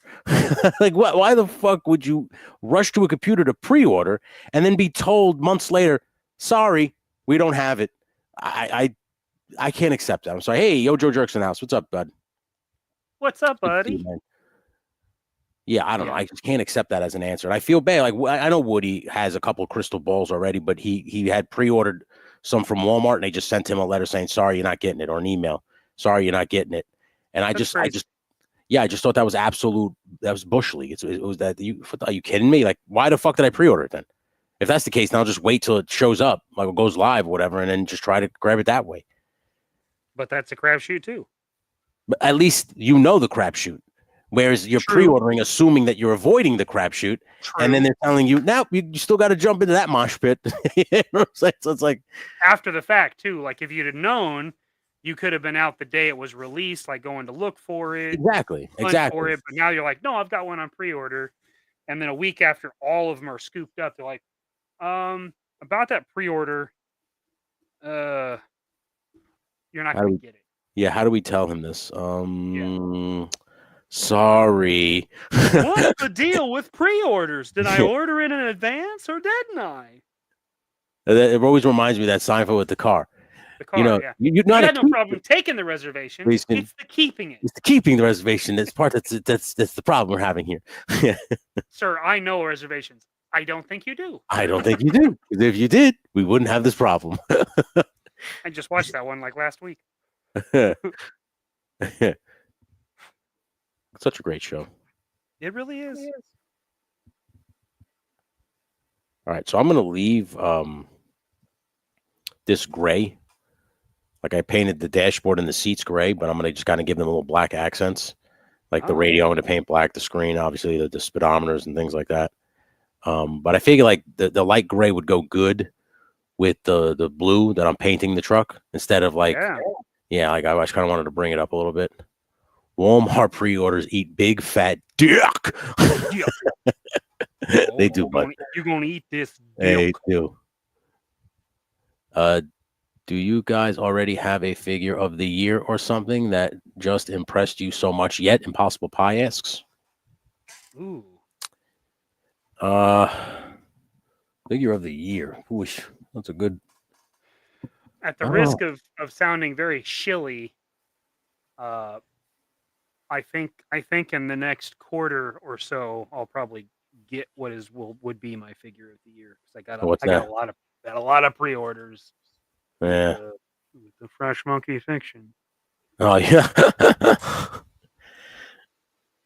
yeah. I would probably give it to one of those. I like some of the Valaverse figures that have come out. I really like some of these GI Joe figures that are coming out. And if that World War II Wolverine, I don't know if that comes out next year. If that was to come out this year, that would probably be my figure of the year, because I am waiting patiently for that World War II Wolverine. And Legends usually don't have that long of a wait. I'm sure that's this year. It just hasn't gone up yet. Yeah.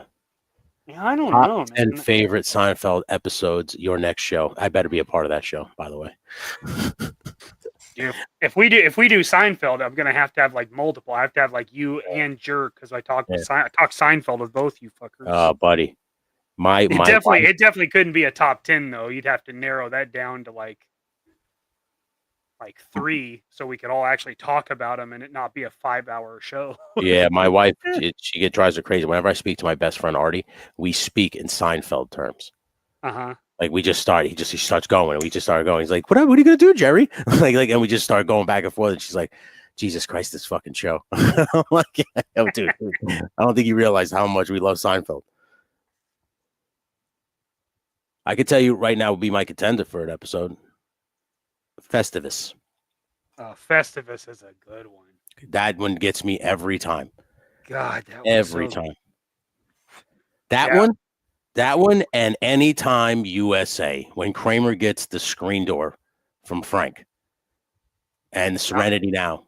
That one. Serenity Now, yeah, that one's a great one. Man, there's so many. The Kenny Rogers chicken, that's got to be in my tops. Yeah. This ain't good for business. This ain't good for anybody. It's so good. Yeah. Man, there's a ton. Definitely, probably the first like Putty episode. Oh God, I love that. He's my favorite non-main character. Just so good. Yeah. Maybe the one where George builds the little desk under his desk. The bed desk. Yeah. Oh my God. Or if not that one, maybe the oh man, the calzone one. I love that one. Oh yeah, he's very particular about his meals. He's got to have it at a certain time every day. No, George. No, I used to eat the ham and cheese for 12 years. I ate it just every day. That one's so. There's so many great Seinfeld episodes. Yeah, that show, man. When it was at its peak, you want to talk about appointment television? Even as like a kid, God. I made sure. Like I told my wife it was a couple days ago. We were just flipping through channels, and at least here in New York, Seinfeld, the repeats have been playing on Channel 11 for 30 plus years. Because I remember sitting in my bed before school, before I go to bed for school that night, and me and my brother watching both episodes of Seinfeld at 11 and 11:30 until midnight, every night. Yeah. So we were flipping through the channels a couple days ago, and I landed on 11 p.m. on Seinfeld at Channel 11. I was like, it's been on Channel 11 for fucking for 30 plus years. This is crazy. That's how good that show to me. Oh yeah, that's good too. The Jerks' Kramer and Newman's recycling scene. God, yes. Newman, you magnificent bastard, you figured it out. Oh, that's a good one. Yeah. He goes, Mother's Day. That's right. The mother of all male days. And guess who signed up for the extra truck? I like the one where Kramer adopts the highway. Oh yeah. And they drop the sewing machine on the street and the paint thinner, and Newman's truck turned into a fireball because he runs fish for the fish market and shit like that. I just love how the episodes would always connect. Kramer had an intern. Yeah, that was a good episode too. Kramer has an intern. He goes, Mr. Kramer says, "What's up, buddy?" Yeah. I like which we call it too. George Costanza is my favorite one. So anything with him always had me. Like the Van Buren boys. Which was the same episode as Kramer sold his stories and he couldn't say anything. Which is another great side character is Jay Peterman. Oh, Jay Peterman, yeah. Yeah. When she's like, maybe you when Elaine goes, maybe you where he paints the lanes. Exactly. He goes, well, becomes 4 lanes becomes a 2-way cruise. And when George rage quits, then shows up the next day like nothing happened. Yeah, that actually happened to. You thought I was serious? Larry David. Yeah. Is anyone a marine biologist? That's a great episode too. The sea was angry that day, my friends, like an old man trying to return soup at a deli. You ever hear the story about that? The night before, they changed that up. They changed that up, and they wrote that entire monologue for Jason Alexander. And Jerry goes, "You have to memorize this in 15 minutes." And he goes, "Okay." And he memorized it. And he said, if you watch Jerry as he's watching him, Jerry says, I'm in shock. And he goes, they go, yeah. He goes, it's because I am literally watching him memorize those lines and deliver it the way he did on the first try. And he goes, I'm just in shock that he's nailing it. Like, there's this giant paragraph that we didn't think that he would be able to memorize in 15 minutes, memorize the whole thing, and then was able to perform it that way. Which what was a sick. champ. Yeah. Dude, I love those like little behind the scenes shit, especially about that. He said that on the not Dan Patrick, the Rich Eisen show. Jerry Seinfeld was talking about. Yeah.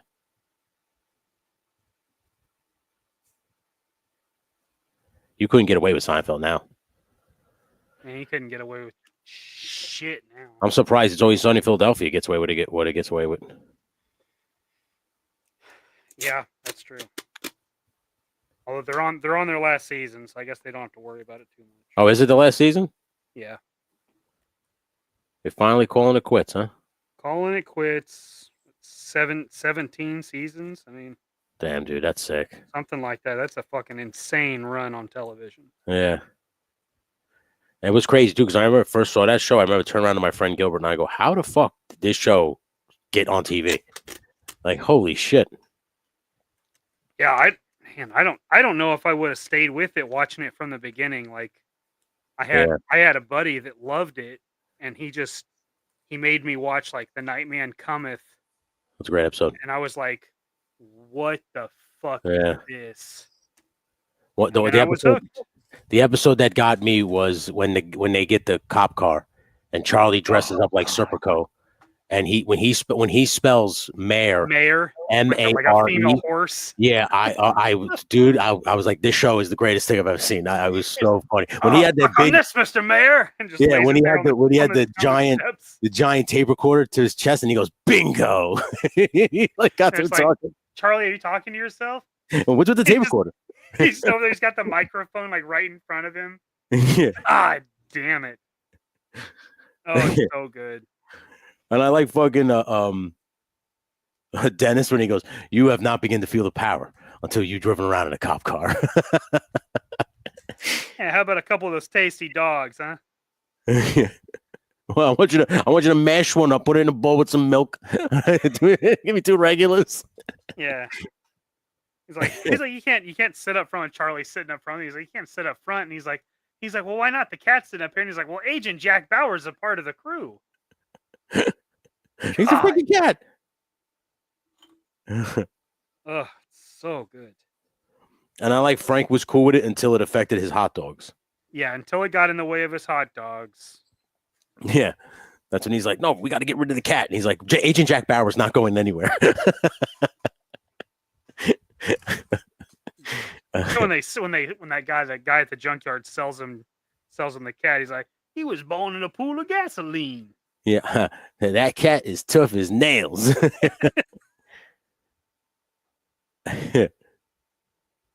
Now, I will agree about Curb Your Enthusiasm is another great show. Yes. Oh, I love Curb. Yeah. He's just Larry David is just basically real life George Costanza. Yeah, it's George. Yeah. For sure. It's an uninhibited George. Yeah, yeah. It's what George would be if he had money. Oh, what 150%. Yeah. Yeah. Yeah. Could you imagine George Costanza taking the cold coffee up with Mocha Joe? That would have been. Oh yeah. Oh yeah. George is angry. George is getting upset. I was just thinking in my head before this morning when I came out of the bathroom was when George's dad is in the back seat and he's like, "Can you move your seat up? I need a little bit of room." She goes, "I can't reach it." He goes, "It's a mechanism. You lift it and throw your body weight." She goes, "I can't do it." And he goes, "Dad, just sit across the seats." He goes, "Like an animal. I have to sit in here like an animal because of her." I love George's dad. Oh, he was great, man. Oh my God. Stiller just kills that role. You know what the funny thing is because he was so good as Frank Costanza, that was one of the reasons why I watched King of Queens. Oh yeah. When I saw that he was on there as the stepdad or the father-in-law, I was like, oh, I got to give this a shot. And he was funnier.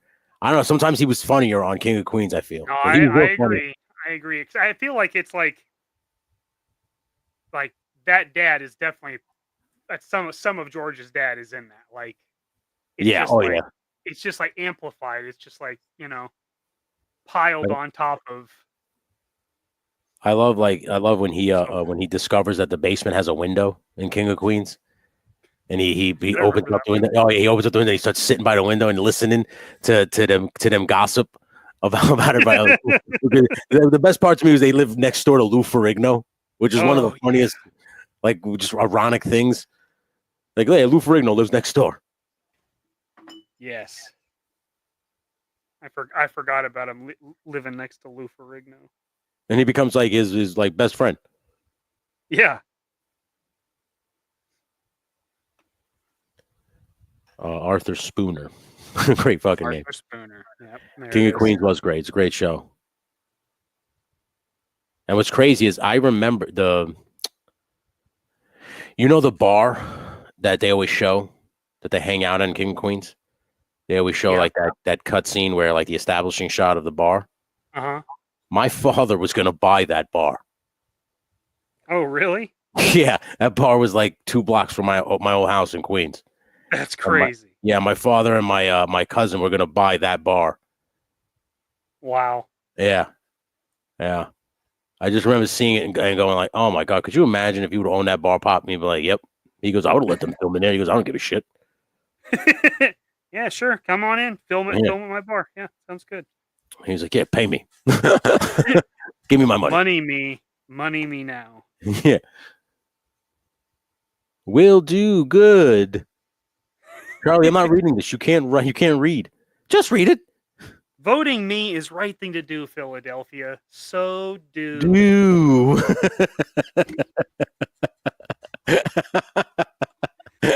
I leave power. Good. Oh, fuck. So good. In the dumbest possible way. I'm not going to read this, Charlie. Why not? It doesn't make any fucking sense. It doesn't make any goddamn sense, Charlie. Pepe Sylvia is still the greatest scene in that series. So good. Barney, give him another cigarette. Who the hell is Barney? Barney's the guy who took me off to Pepe Sylvia. He was right here. You kidding me? I got boxes full of Pepe. I got boxes full of Pepe. I go to HR and I say, Carol, but there is no Carol in HR. It's a fucking ghost town up here. It's the goddamn ghost town. Clean this place dry.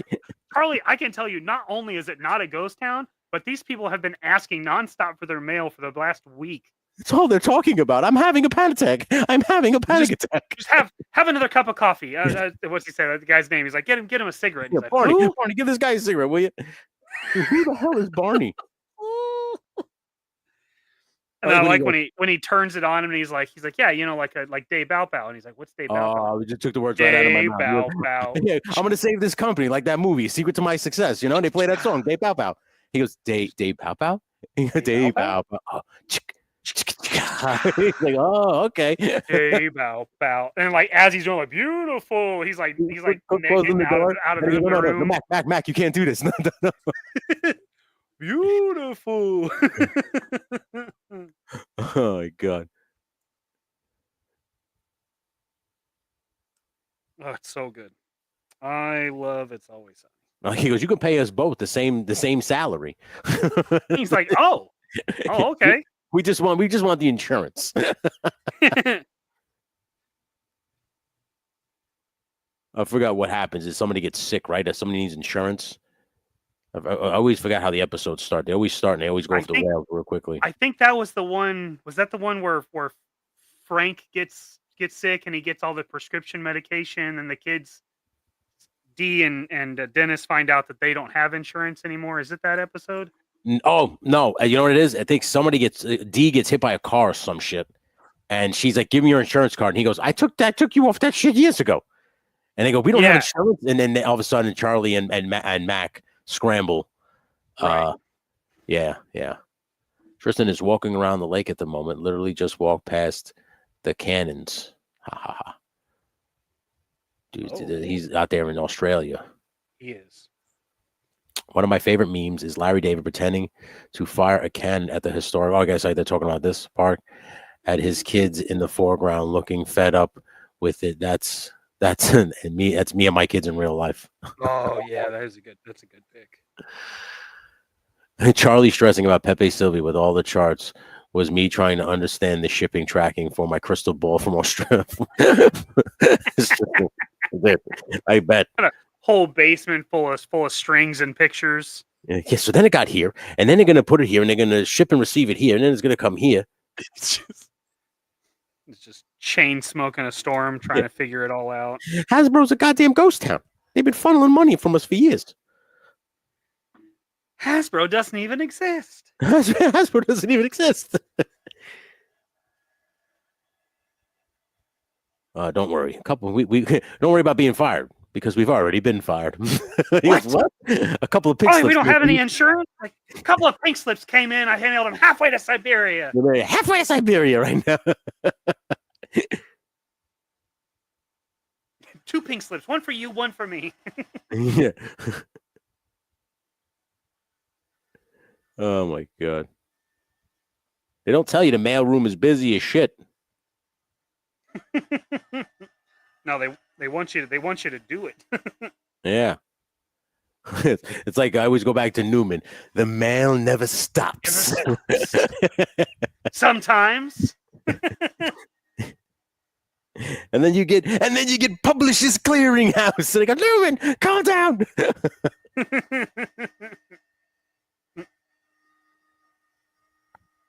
All right, so I think how I want to paint this. Yeah, paint it green. Yeah. I had an unsolved mystery for you. How about you paint it green? I'm gonna paint it green because you know it ain't easy being green. You get it.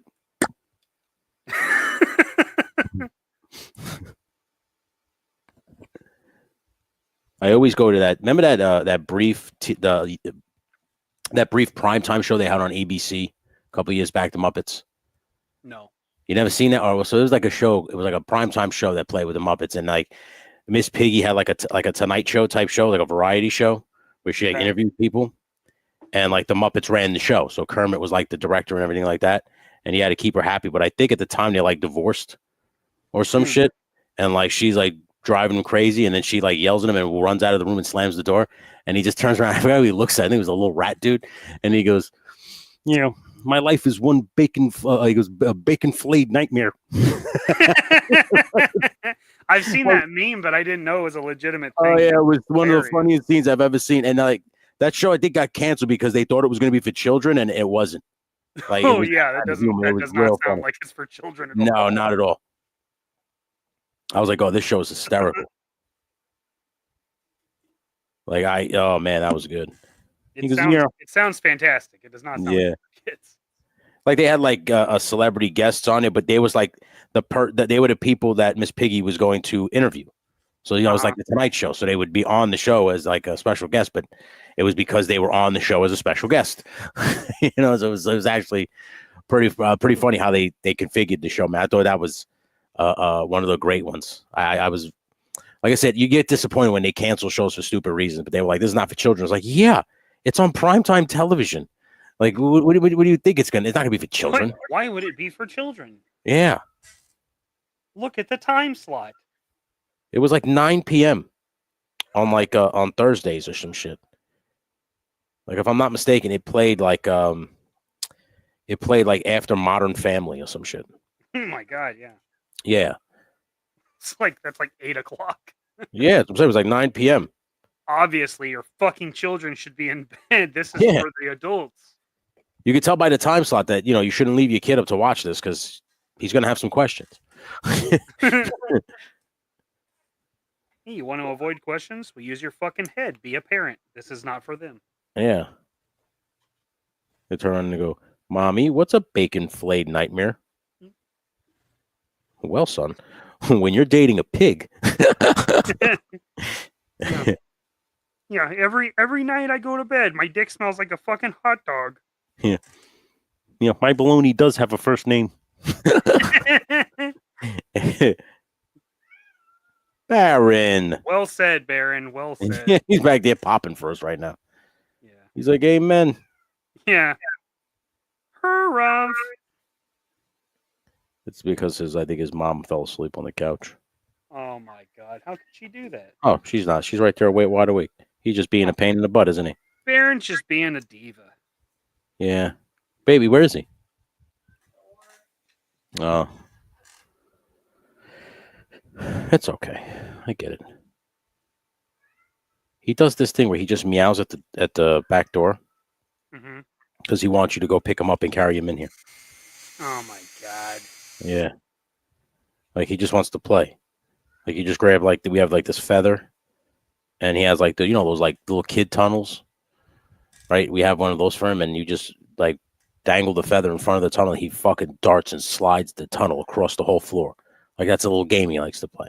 So when you're not playing with him like this, like he'll just sit there and meow, and so you just pick up that feather, and then he knows, and then he just stops meowing, he runs in the living room. I was like, Jesus Christ, I didn't, you think cats are self-sufficient. You don't realize that they need a love and affection too. I always heard stories where they just don't want to be bothered, I think that's a generality. Yeah. Because these two cats, so the two of them, they love attention. They truly do. Like I thought, hey, James Lucas is in the house. What's up, bud? What up, James Lucas? What up, sucker? Yeah. What's up, sucker? What's up, sucker? Somebody was, I think Triple D said he was making an A-team because he got the A-team. I saw that this morning. So he was working on the A-team. He was customizing the A-team, yeah. I'll be right back. All right. I'm going to take a little break in a sec. I'll show you what I got so far. I'm just painting what I can now before I start taping off the truck. Because the truck's going to get, I think, spray painted tomorrow. Trying to finish it. I don't know if I'm going to finish the lights on it before I do freshly baked props with it. But regardless, I just wanted to get the majority of this truck done.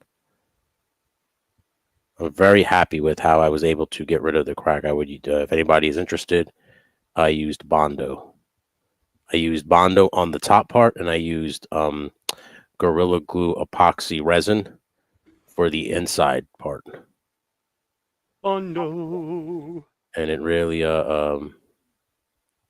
sealed it up pretty well. Like it feels like one piece of plastic now. It doesn't feel flimsy. It looks like one piece of plastic. So did that. This is the box that goes on top of where I'm going to stick the batteries on the truck. These are the gas tanks. So you just little paint jobs on them. And then I just did the dashboard. So now the dashboard stands out. Nice. A little bit. So I'm going to print out some stickers for the speedometer and the GPS on here. And what have you. And then I think I'm just going to give it a black wash because I just want to darken up this gray. But I think that's it. I think it's pretty good. I might go get a navy blue and do a blue wash. So it has like a bluish gray to it. Oh, yeah. Instead of, like I don't want to make it blackish gray. I like to have that. And then I'm just going to give this some accents. The engine block. Nice. With the little gunmetal. But first I'm going to turn the air conditioner on. It's a little warm in here. Well, it's not going to be for Road Pig just yet. This is I'm making an LSWA tractor trailer. It's a ring truck that I'm making for LSWA. It's the test for my Road Pig truck. So the Road Pig truck's coming right after this one. Yes, I will go get the trailer in a second and show you. I already have it. I'll show you what I did. It's very crude design. I will tell you that right now. So please don't judge. I have to add like spackling and Bondo and shit like that to cover up some of the mess ups. Well, not the mess ups, but the unfinished parts. But yeah. So I just wanted to paint. Not that you're going to see the fucking engine, because you're really not. Because it's going to, like, once I get it into the thing, like I plan on pretty much gluing shit in because I really don't want shit to fall apart. Yeah. Again, I never seen a truck where if you get full on it, it breaks in half. No. I don't know. No, I don't think that exists. Yeah, that could just be me. I don't know. Maybe. I don't think so. But I've never seen that truck. And if we saw trucks like that, I don't think I would want that truck, to be quite honest with you. Yeah, but this thing's just going to snap in half on me. Yeah. What's with this giant crack down the middle? They're like, oh, that thing. You're going to want to avoid that at all costs. That's a safety feature. It's called a crumple zone. No. That's not a crumple zone. That's not a crumple zone. I'm good. See, sometimes I hate some of these fucking paints because they don't like adhere.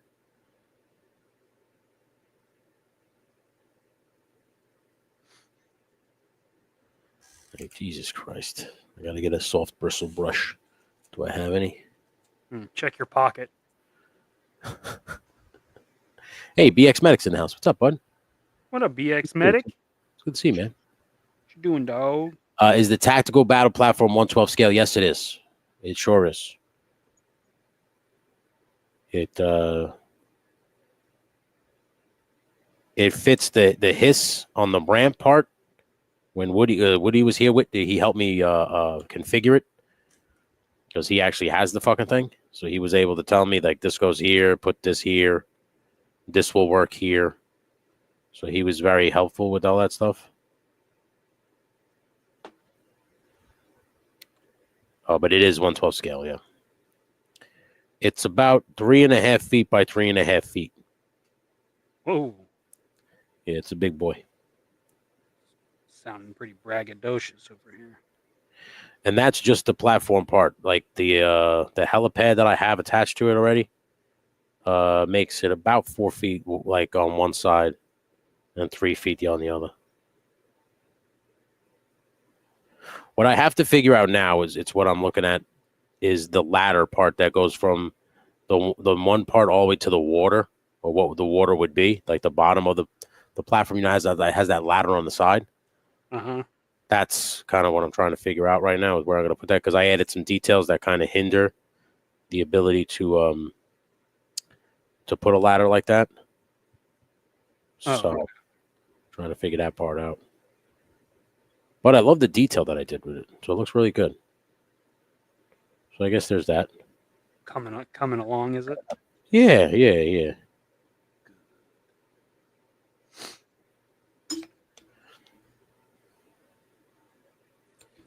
you need soft bristle brushes for this fucking paint.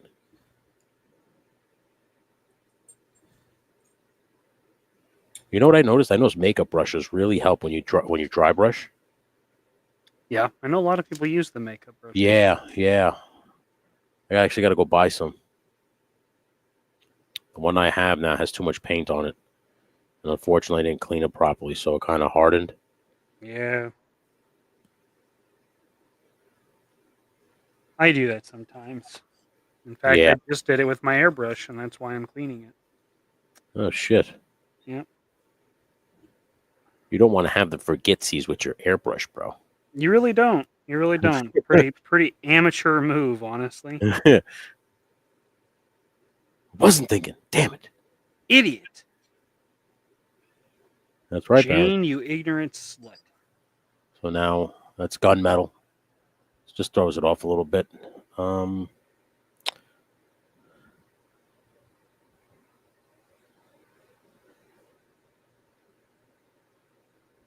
tried to get it all in one direction, the brush stroke wise. But sometimes this shit just doesn't stick. So we'll just let that dry. I'm gonna have to wash some brushes anyway, and then when I come back, I'll have the trailer. I'll show you guys the trailer. It was literally an Amazon box, and when it was just sitting on the floor. I had to go in the garbage, and I was like, wait a minute. And I picked it up. I put it on the back of the truck before I before I started taking everything apart. And I was like, huh. And then I quickly kind of made, I took desk chair wheels and made wheels for it real quickly, just so I could have wheels, because I didn't have wheels at the time. Yeah. And now I'm getting Woody spotting you some wheels. Woody spotting me. I don't know if it's gridiron wheels or just extra stinger wheels. I'm assuming it's just extra stinger wheels. because that's what I was going to use. Then. Yeah, so I'm going to use extra Stinger wheels for the tractor trailer wheels. So I'm excited about that. So I had to dig it out from the back, kind of take the measurements. It's 8 inches tall by 22 inches long. I know most trailers are 53 feet, but I think they have 22-foot trailers. Yeah. Right? I mean, they have shipping containers that are 20-foot containers, so yeah, they'd have trailers. Yeah, right? They definitely do. Yeah.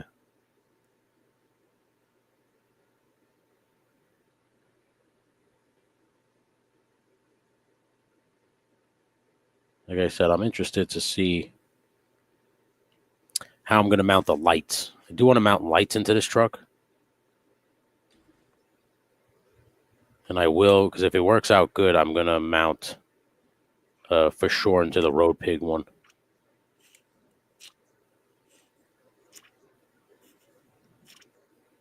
The Road Pig one, I for some reason keep seeing like a flamethrower somewhere on it.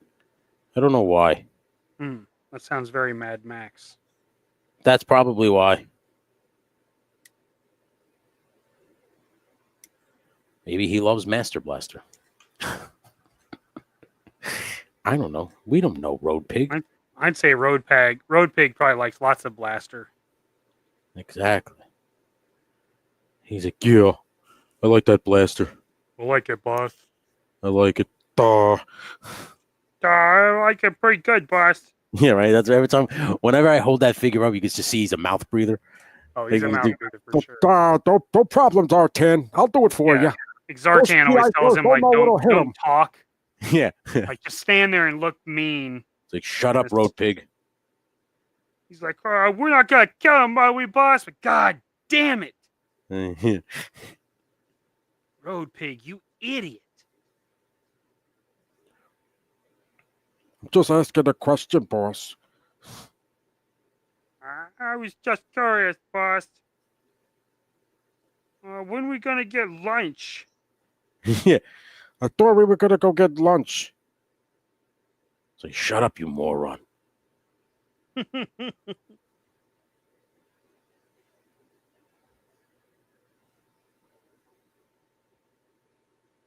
know you're not a big fan of those dreadnoughts, but I think in terms of like a street thugs, they're pretty good. Like you need them for like photography. You need Batman to beat up like a bunch of thugs. Those dreadnoughts work. They play. They do work for that. That's for yeah, sure. yeah.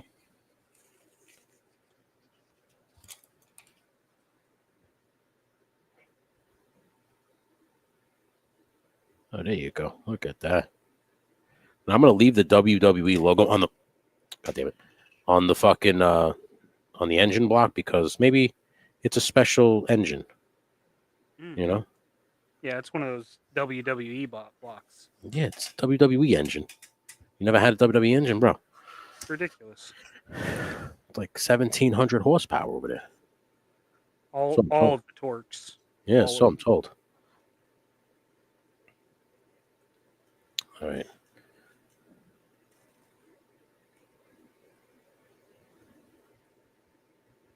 You know what's cool is this paint kind of makes it look greasy. Greasy, huh? Yeah. I mean, I'm going to add a black wash to it to make it look like, like the engine's been, used. Used, sure. There you go. Okay. Not bad. Not bad. Not bad, Tony. Not bad at all. All right. I'm trying to find those goddamn Gundam pens. I haven't used those fucking things in a while. Yeah, they're dry. I don't even know if they still work. Yeah. I don't even know if these fucking things still work anymore.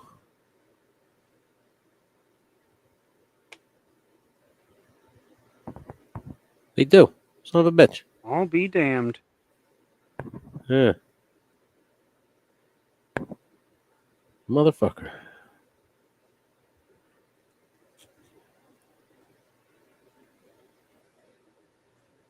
I have a lot of paint pens here, though, so just in case. These are just the finest tip. Those that I have.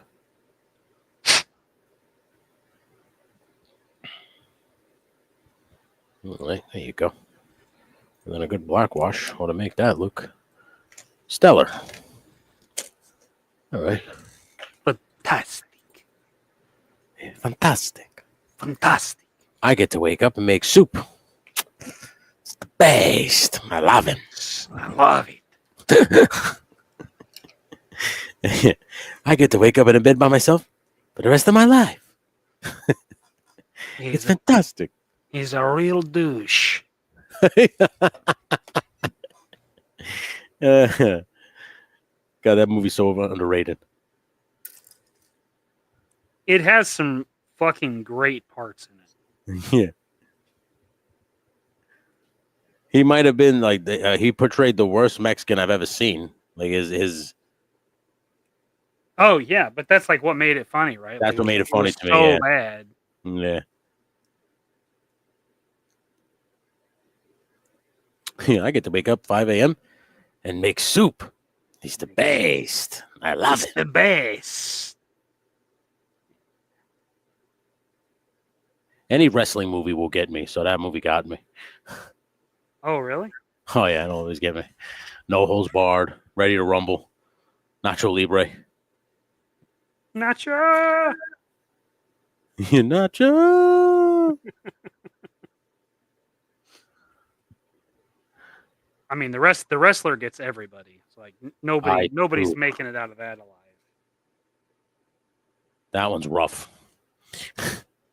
Man, if that doesn't hit you in the feels, I don't think you have a heart. That's rough because you know a couple guys like that. You know, like I remember, and that's not just wrestling. That's musicians, comedians. Yeah. Some people, you know, they give it all up for their life because they want to try and make it. Mm-hmm.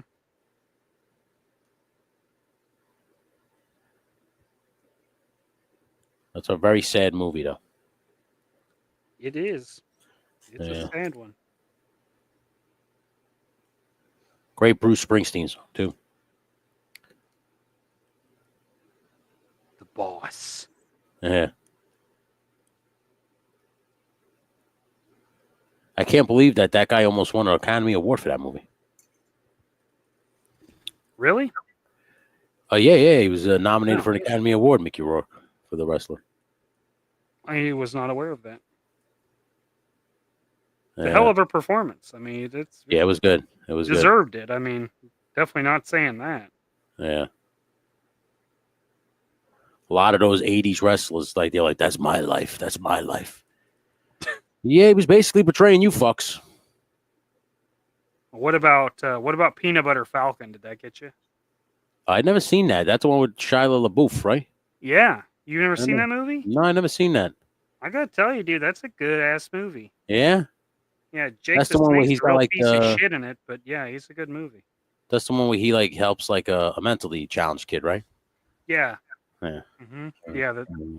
The kid escapes the home he's supposed to be at, and he finds this boat to sleep in, and that ends up being Shia LaBeouf's, and he's basically like fucking with people's like fishing holes and gets some people after him, so he kind of goes on a run, and the kid kind of springs up as he's getting chased, and he ends up like taking care of him, and it's really good. Okay. Yeah, even mom says that was a good movie. My mom hates movies. Okay, I have to see that. It's a great movie. I'd be honest with you, that's a good movie.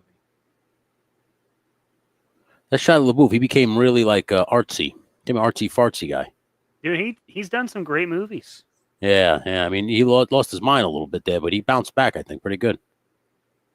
I mean, yeah, I don't know how you don't being a young actor in Hollywood. I don't know how you keep it on the rails. You know what I mean? It's very, very true. Jesus, Murphy. Yeah, I don't. Have you ever watched John Bernthal's podcast? The Punisher guy. Yeah.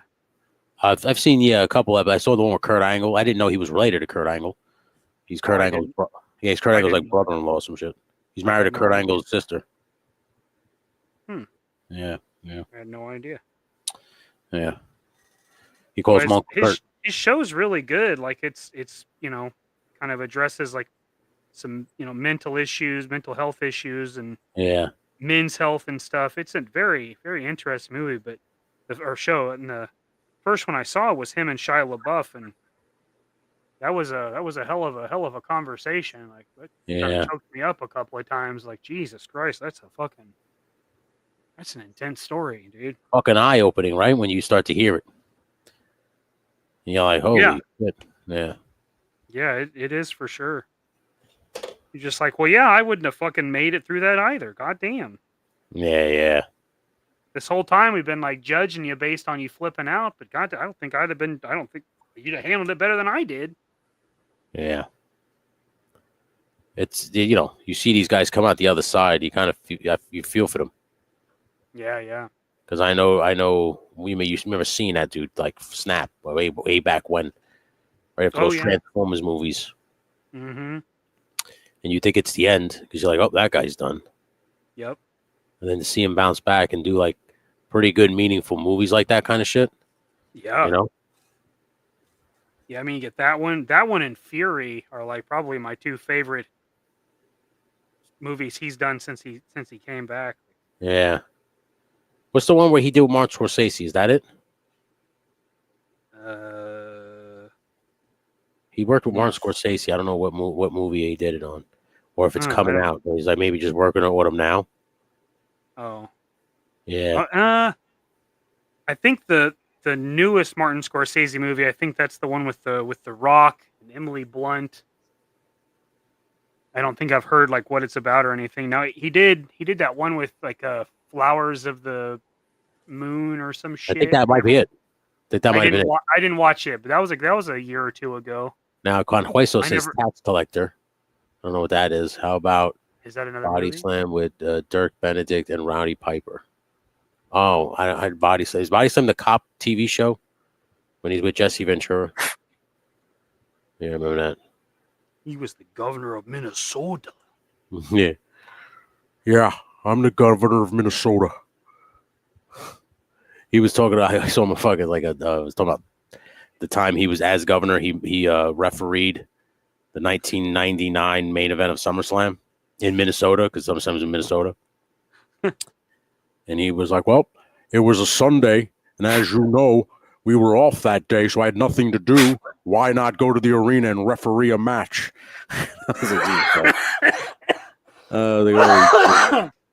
Yeah, why not, Jesse? They took now I live in the Baja. Yeah, now I live in the Baja.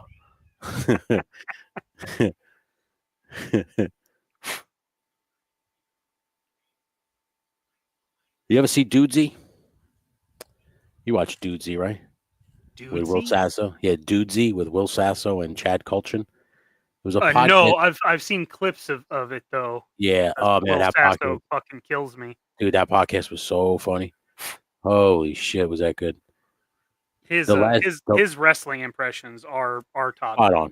Spot on. His Jake the Snake is scary. So fucking good. Yeah, his Jake the Snake, and I do my version of the Hulk Hogan impression is basically him. Is I'm trying to imitate him, because he used to do this thing on Dudesy where he would, and they even made it a shirt where he would go like this with his hand in front of that guy to stop him from talking, and he would go, whoa, hold on a second, dude. Hold on a second, brother. We do it every fucking time.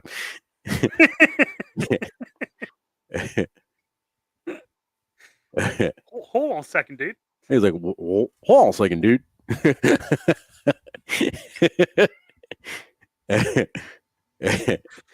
I was heartbroken when that show ended. That is funny. Like the whole point of the show was that they're working for Dudesy, which is an AI who wants to learn about who's trying to create the greatest podcast of ever.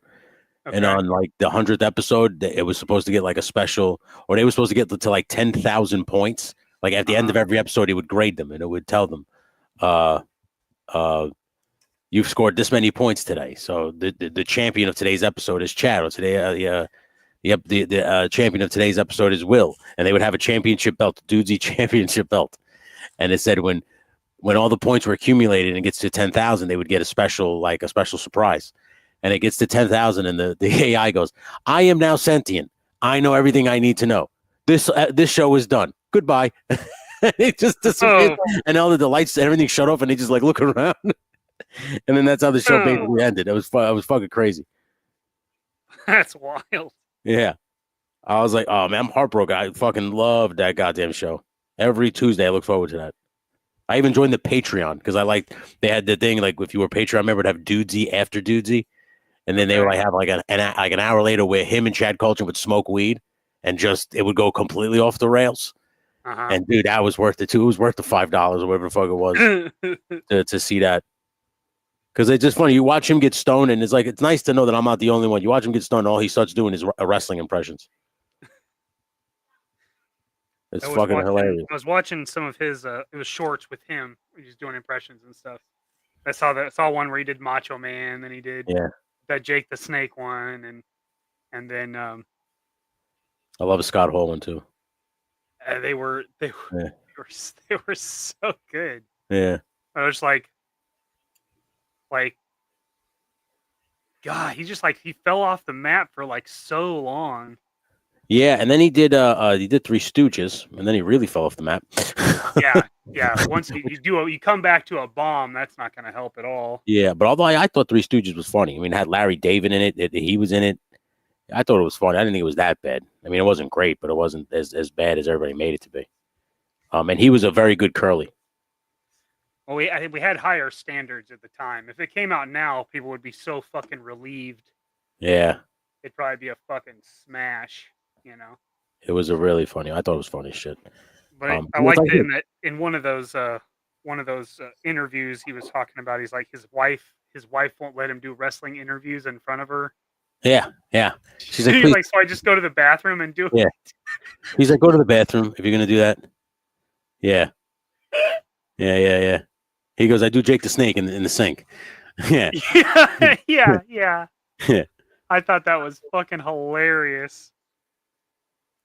That it's just like I said, to know that a grown man just like him does the same thing I do. Does the same shit. Yeah. The same. In there cutting promos as Macho Man and as Jake the Snake and as Steve Austin.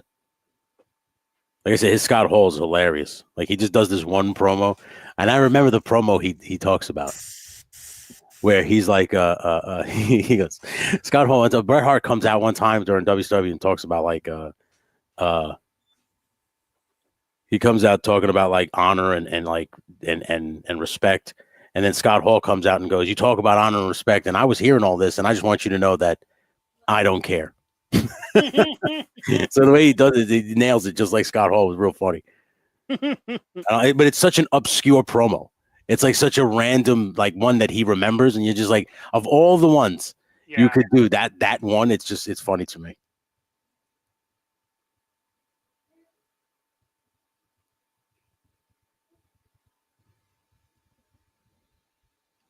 I forgot how therapeutic painting is. It's nice, isn't it? Yeah. I'm usually screaming at how long this takes. When I used to do cosplay, dude, you'd hours, man. Hours. Just fucking painting foam and anything else that had to match, and then you had to repaint it 10,000 times because people step on it. Oh yeah. I feel for people who do cosplay, man, because like when I did it, I get mad. People step on your shit, knock into you. Or when these fucks you make a sword and they take it from you, even though it's foam. Ugh. That used to make the people like running it take it from you. Yeah, the security here in New York, they take anything if it's a gun, even if it's fake. I thought you just put the little orange flag in it and. No, they still take it. Gay? Yeah, they still take it from you.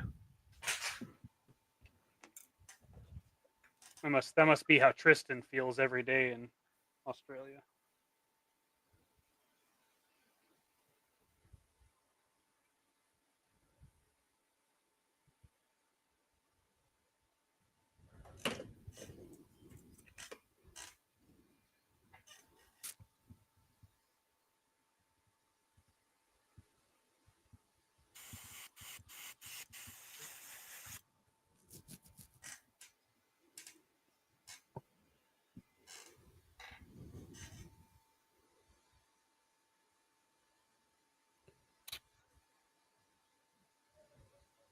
Fucking A. Where you at on your thing so far? You getting ready to airbrush it? Yeah, I was gonna hit it with some paint. Nice, dude. Hell yeah. I appreciate you got people in here for a while now. Still have 20 people. Yeah. Going strong. Appreciate y'all. Literally watching paint dry. Appreciate you.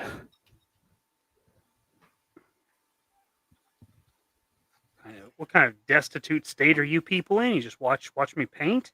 Yeah. There is nothing on television. At least as far as I know. So I would rather watch this. That's fair. That's fair. Did you guys go over and give 3-star draw a like yet? A couple people did. Yeah. Good. Yeah, a couple people did. Yeah, he's close to what, 500, you said?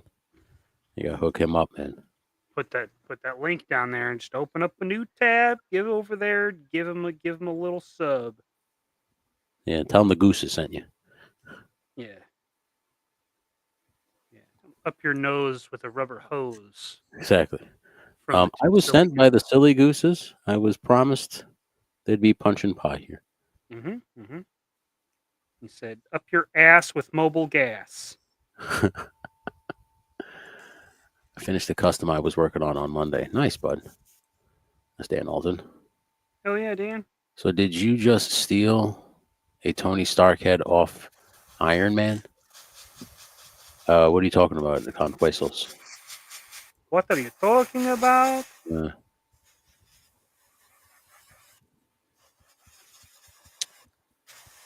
There we go. I'm gonna wash my brushes in a second.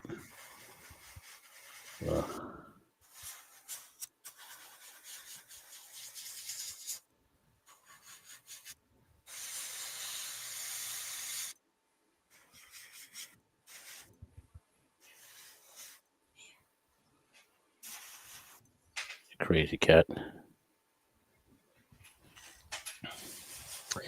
All right, so I think all the part that I needed to paint black are done. Yay. Hell yeah. So I gotta clean my brushes. So, Mikey, I'll be right back. Or it, Dan.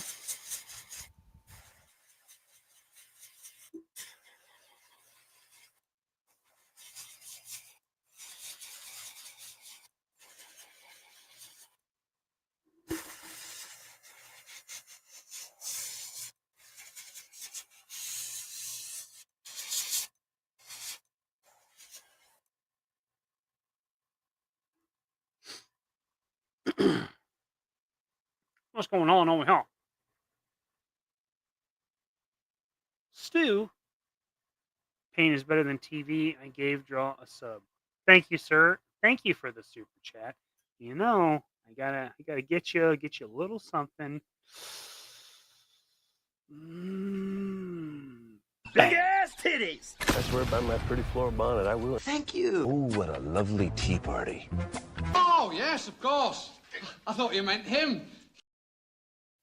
Thanks, buddy. Appreciate you. Oh, for Lincoln Osiris. No, it is a Lincoln Osiris head. So this is a 3D printed head from. Oh, we looked the other day. It's on Etsy. It's not Anthanatos Unlimited. Shoot. Let's find that out. But he's got one with a cigar, one without. I think there's one with a helmet. Pretty good. Pretty good stuff. Oh, by the way, Mikey, I love talking comics. I was happy to share that info with you on the last video. Yeah, dude, that was very insightful. I appreciated that.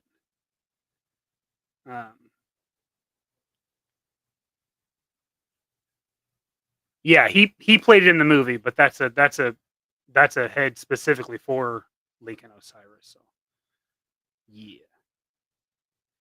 What was that? Jay's Armory, maybe.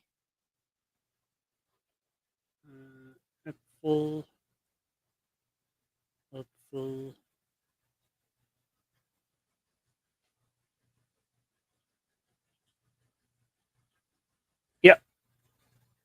That's an Etsy. Collectible Carnage is where I got that. Here, I'll give you a little fake sheet.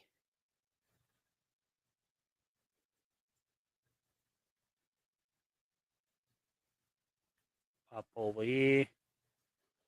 Look at that. Boom. That's it. $6.79. You get yourself a Lincoln Osiris head. Carnage has lots of good stuff. I buy from him pretty regularly. Pretty good.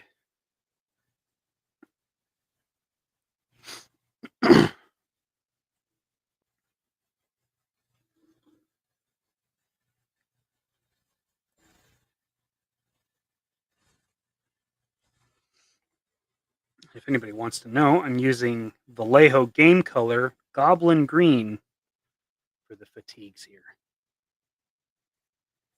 Just gonna add a happy little bush right there.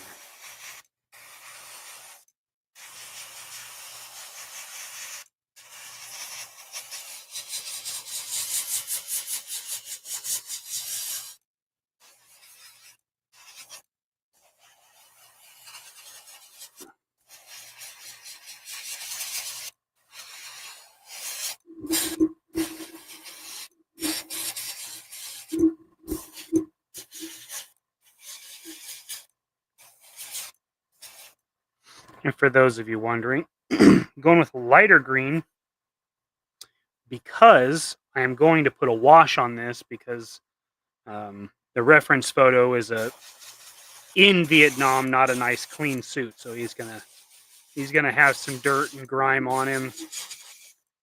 Not a clean GI, but one that is in the shit.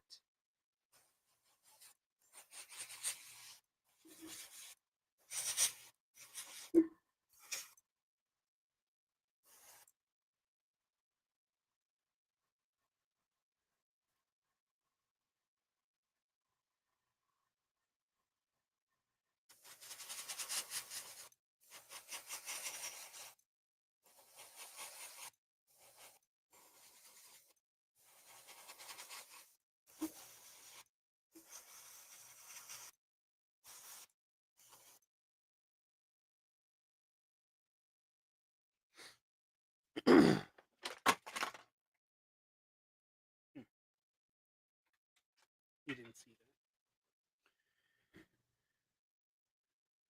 that. I appreciate that. I'm gonna try. I mean, you know, Grindstone Toys gave me a name tag that says Paint Maestro. So I don't know, man. I've never given myself that title, Stu. I would never do that. I did not. I did no prime. Going straight green and praying that it goes well.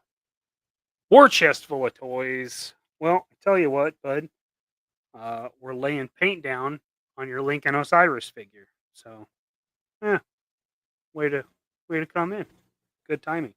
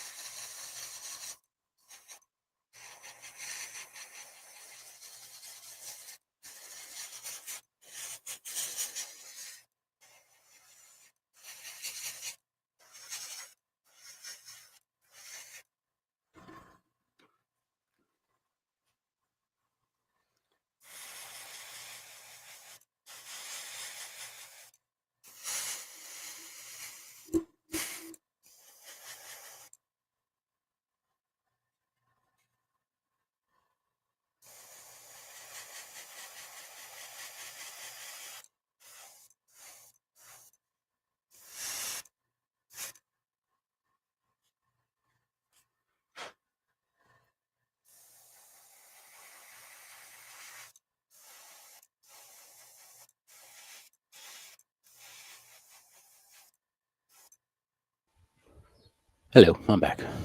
Oh, hello. So I got the trailer.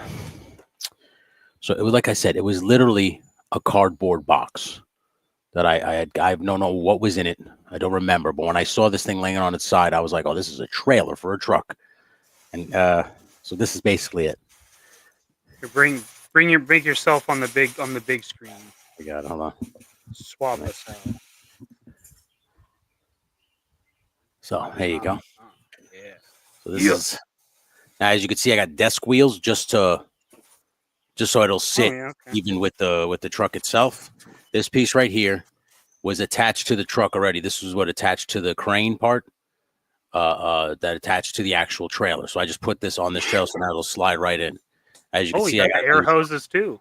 I got the air hoses ready to go. The back, I added this back version of a truck with the tension rods that hold the truck, the doors closed. Mm-hmm. So I got those here. Then I got, of course, I put the what the fuck is that called? The bumper, and then this thing goes here at the bottom. This is what when it backs into shit. It just fell off. I have to reglue this, but you could fit a lot of shit in here. That's the Mansfield bar, isn't that what that's called? I think so. Yeah, I think so. But yeah, so basically, you take the truck and it hooks up there, and it pulls this motherfucker. I'm going to be able to put an actual ring in here, because I'm going to plan on buying that ringside Figures Toy Company ring. It's got like an axle on the bottom here with the wood. Like I said, this part right here is a little crude design, but once I get the axle with the wheels, I think with the Viper wheels, I'll be okay. But yeah, and then like I said, I'm going to put LSWA decals on both sides of these trailers. So on here and on here. And like I said, I don't know what came in this box. It was an Amazon box. I don't remember off the top of my head where exactly the box came from. But it fit perfectly onto that thing. Hey, look at you! You got a super chat, bud. Painted TV. I gave girl a sub. Thank you. Appreciate you, Stu. Thank you again. Yeah, you're the man. Elizabeth. I'm not familiar with this name. Ms. Elizabeth Harlow. Mind if I ask which book you're using? Not familiar with that name. So thank you for being here. So I've got a couple of different pieces. So the legs are, these specific ones are from Tiger Force Dusty, because I have like 8 of them because they were $6, but you could easily use a Stalker or a regular Dusty or any of the fatigue legs. They're the super basic legs, Grunt, everybody. But the torso is Shipwreck. The upper arms are technically Falcon, and the rest of the arm is Doc, so I don't have to change the skin tone to make it Lincoln Osiris. Right on. And then just a couple of custom pieces, like the bandolier. I made that up last show. Yeah. Yeah, that's. Oh, and then this is from Recondo. This is shirt tails. So, yeah, that's what we got going on here. War chest full of toys is in the house. What's up, bud? Wickfot. He's looking. He's Cool Ray. Cool Ray has something for you. He says, "Mr. Mikey, I got 2 unpainted head sculpts. I can't do because I'm no good. Can I send them to you to paint?" Yes, sir. Yes, sir. Just message me on Instagram or Facebook, JMK Custom Works. Either way, we'll get you taken care of. Head paintings are typically $25 a piece, so just give you a heads up on that. But yep, I'd be more than happy to do that, my man. Well worth the money, Cool Ray. Trust me when I tell you. He sent me a couple painted heads, and they came out beyond stellar. Thanks, buddy. So, well, you're very welcome. You're very, very welcome. So now I was gonna paint some black accents onto these seats, but instead I'm going to just like a blue wash. Like I said, I want like a bluish gray. And for some reason, I don't want to go black and gray because I just think that's too bleh, Oh Jesus!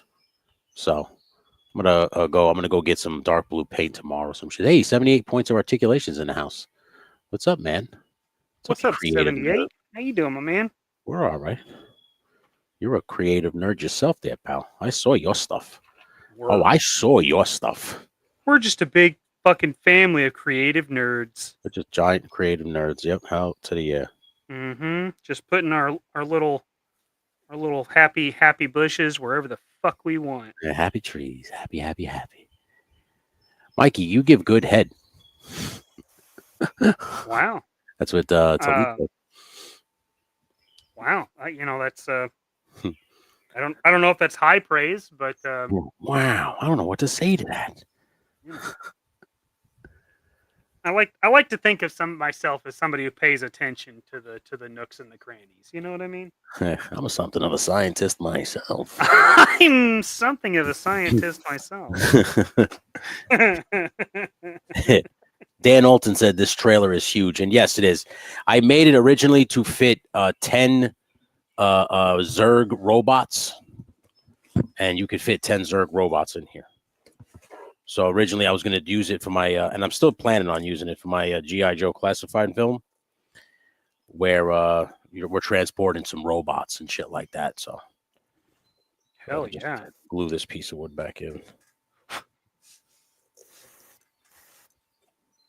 Yeah, fucking just tore off the whole shit.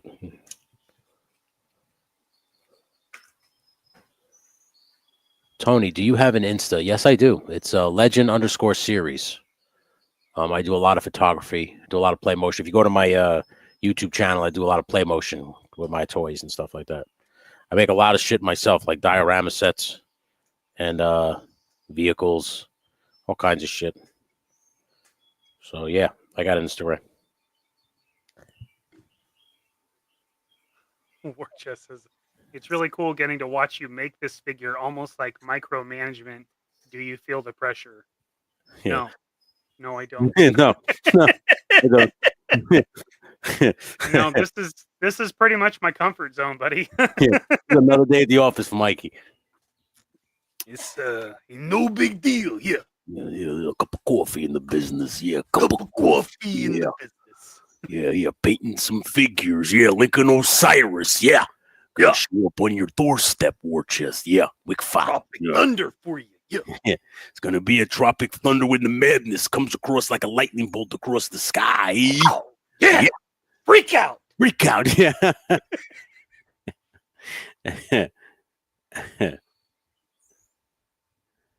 All right, now just gotta hit this with a little silver.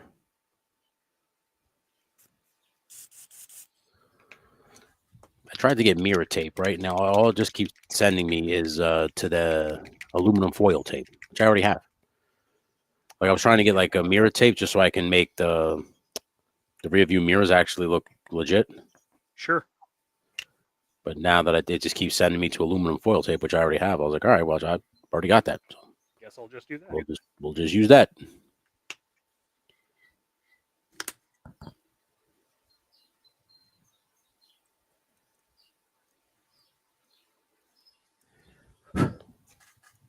Jesus. Are you excited about any new GI Joe figures, bud? Is there anybody that you're like, oh shit, I can't wait to get that figure in hand? Yeah, actually, there are a couple in this next wave that are actually intended for my collection. Sci-fi and wetsuit for sure. Oh hell yeah! I've always loved sci-fi and wetsuit. I love seals, so okay. Always loved that figure. I mean, when I was a kid, wetsuit was my seal. Torpedo, I never cared for that character, that figure. The character I love. Okay. But the figure he's just kind of lackluster. You know what I mean? Now, were you serious about the platform? I have to have a wetsuit. No. Oh, okay. I thought you were serious. Thank you, sir. You got to find out from Cool Ray. I'll contact you on Facebook. Thank you, brother. Appreciate it, man. Yeah.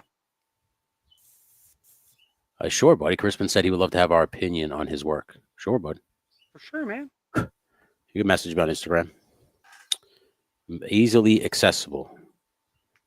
Very reachable. Yeah. I tend to answer back. Tony and I pride ourselves on being reachable and not gatekeeping. Yes. Yes and yes. Yes. So yes, please. And if you haven't, Crispin, please head on to the channel. Because like I said, I do a lot of shit with these toys. And I'm always making stuff. Like I said, my next goal is to make exterior dioramas so you can leave outside. That sounds pretty rad. I am very curious how you do that. That's going to be really cool. Yeah. I'm gonna apply my bushcrafting skills. Hey, Fox, I hope you don't mind. He's gonna use his bushcraft. Hey, baby, don't worry. I'm gonna bush all this right up for us. I'm gonna bush this up for us. I'm gonna build you a house. It's gonna be 1/12 scale, but it's gonna be beautiful. It's the house you always wanted. Of course, you can't. This fit house, you can't buy houses like this. Quality, out second to none.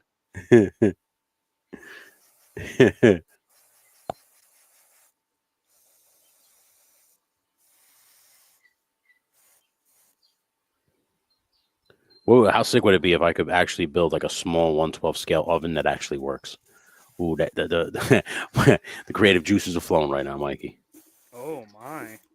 Because they do have 1/12 scale bricks. Like I have them that you actually use. Like I don't know. Yeah, if they, like I got a couple packs of those from Temu. Those like bricks and shit. So there's probably lead in them. Is that what you're telling me? Possibly. Definitely some asbestos. That's all right. The best ovens in the world were made with asbestos. Goddamn right. That's how they got over taste. How do you think all the flavor was there? That's right. You think my grandmother's Sunday sauce was good because of the fucking recipe? No, You're wrong. It was the lead. It wasn't sugar. It wasn't the secret. It was asbestos. So what if I'm blind in one eye today? Grandma used to say, asbestos, it's the bestest. Oh! Asbestos for the rest of us.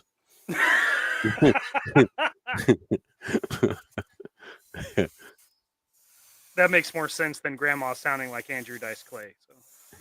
Oh! Your grandpa? I fucked him. Oh! Yeah. I just I'm giving him a Hummer. Oh! Oh!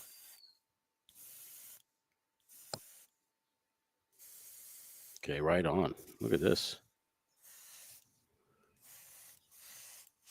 Oh, I got the thing silver. Yay. Oh, silver rear view mirror action. And then, oh, Jesus. Okie dokie.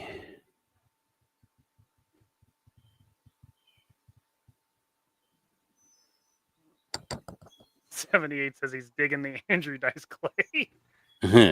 He's a fan of the Dice Man. You're a fan of him? You ever see like his recent shit where like he's like on, I don't know if it's Instagram or TikTok. Oh yeah, where he's going around like John Lovitz. No, he just goes up to random people in the street and he goes, "Do you want a picture?" Oh, Jesus. Okay, I'll give you a freaking picture. Come here, nigga. I don't know who you are, sir. And he's like, "You don't want a picture with me? Are you kidding me?" No, the only ones I've seen is like he's like going to stores with like John Lovitz and they're just being fucking dumb. John Lovitz is funny. It's fucking great. I don't know who came up with that idea, but it's brilliant. There's certain comedians that make me fucking like John Lovitz is one of those guys. Because I don't know if it's that voice. I always go back to when he was on The Wedding Singer, and he's like, he's losing his mind. And I'm reaping all the benefits. He just closes the curtain. So good. It's so good. Yeah. Honestly, I'm surprised he had a bounce back because he had some not good publicity for a little bit. John Lovitz? Yeah. Really? I didn't know. Yeah, it was when Kevin Smith and Ralph Garman were doing a Smodcast from the castle or whatever. Okay. John Lovitz gotten some heat. I don't remember what it was, but it was some allegation kind of stuff. Oh shit. You know, the typical Hollywood style. Yeah. And I didn't follow it because I was like, I don't want to hear about this shit, you know. Yeah, you don't want to. So I don't know if maybe it came out and he was like, "Yep, that was bullshit. You're good," or if he just kind of, you know, moved his way into the good graces of a few people that still fuck with him. I don't know. Maybe he just went back to New York. I don't. Yeah. Crispin, I know exactly what you're talking. It's called The Day the Laughter Died, and it's literally a special where Dice Clay just does his best to empty out the room. Like they just bombs. I know exactly what you're talking about. Yeah, it's called The Day the Laughter Died. That's pretty awesome. Yeah. That's pretty awesome. I remember in the 80s where he was doing giant fucking stadium. Dice. Oh yeah. Yeah. The Dice Man was huge. Yeah.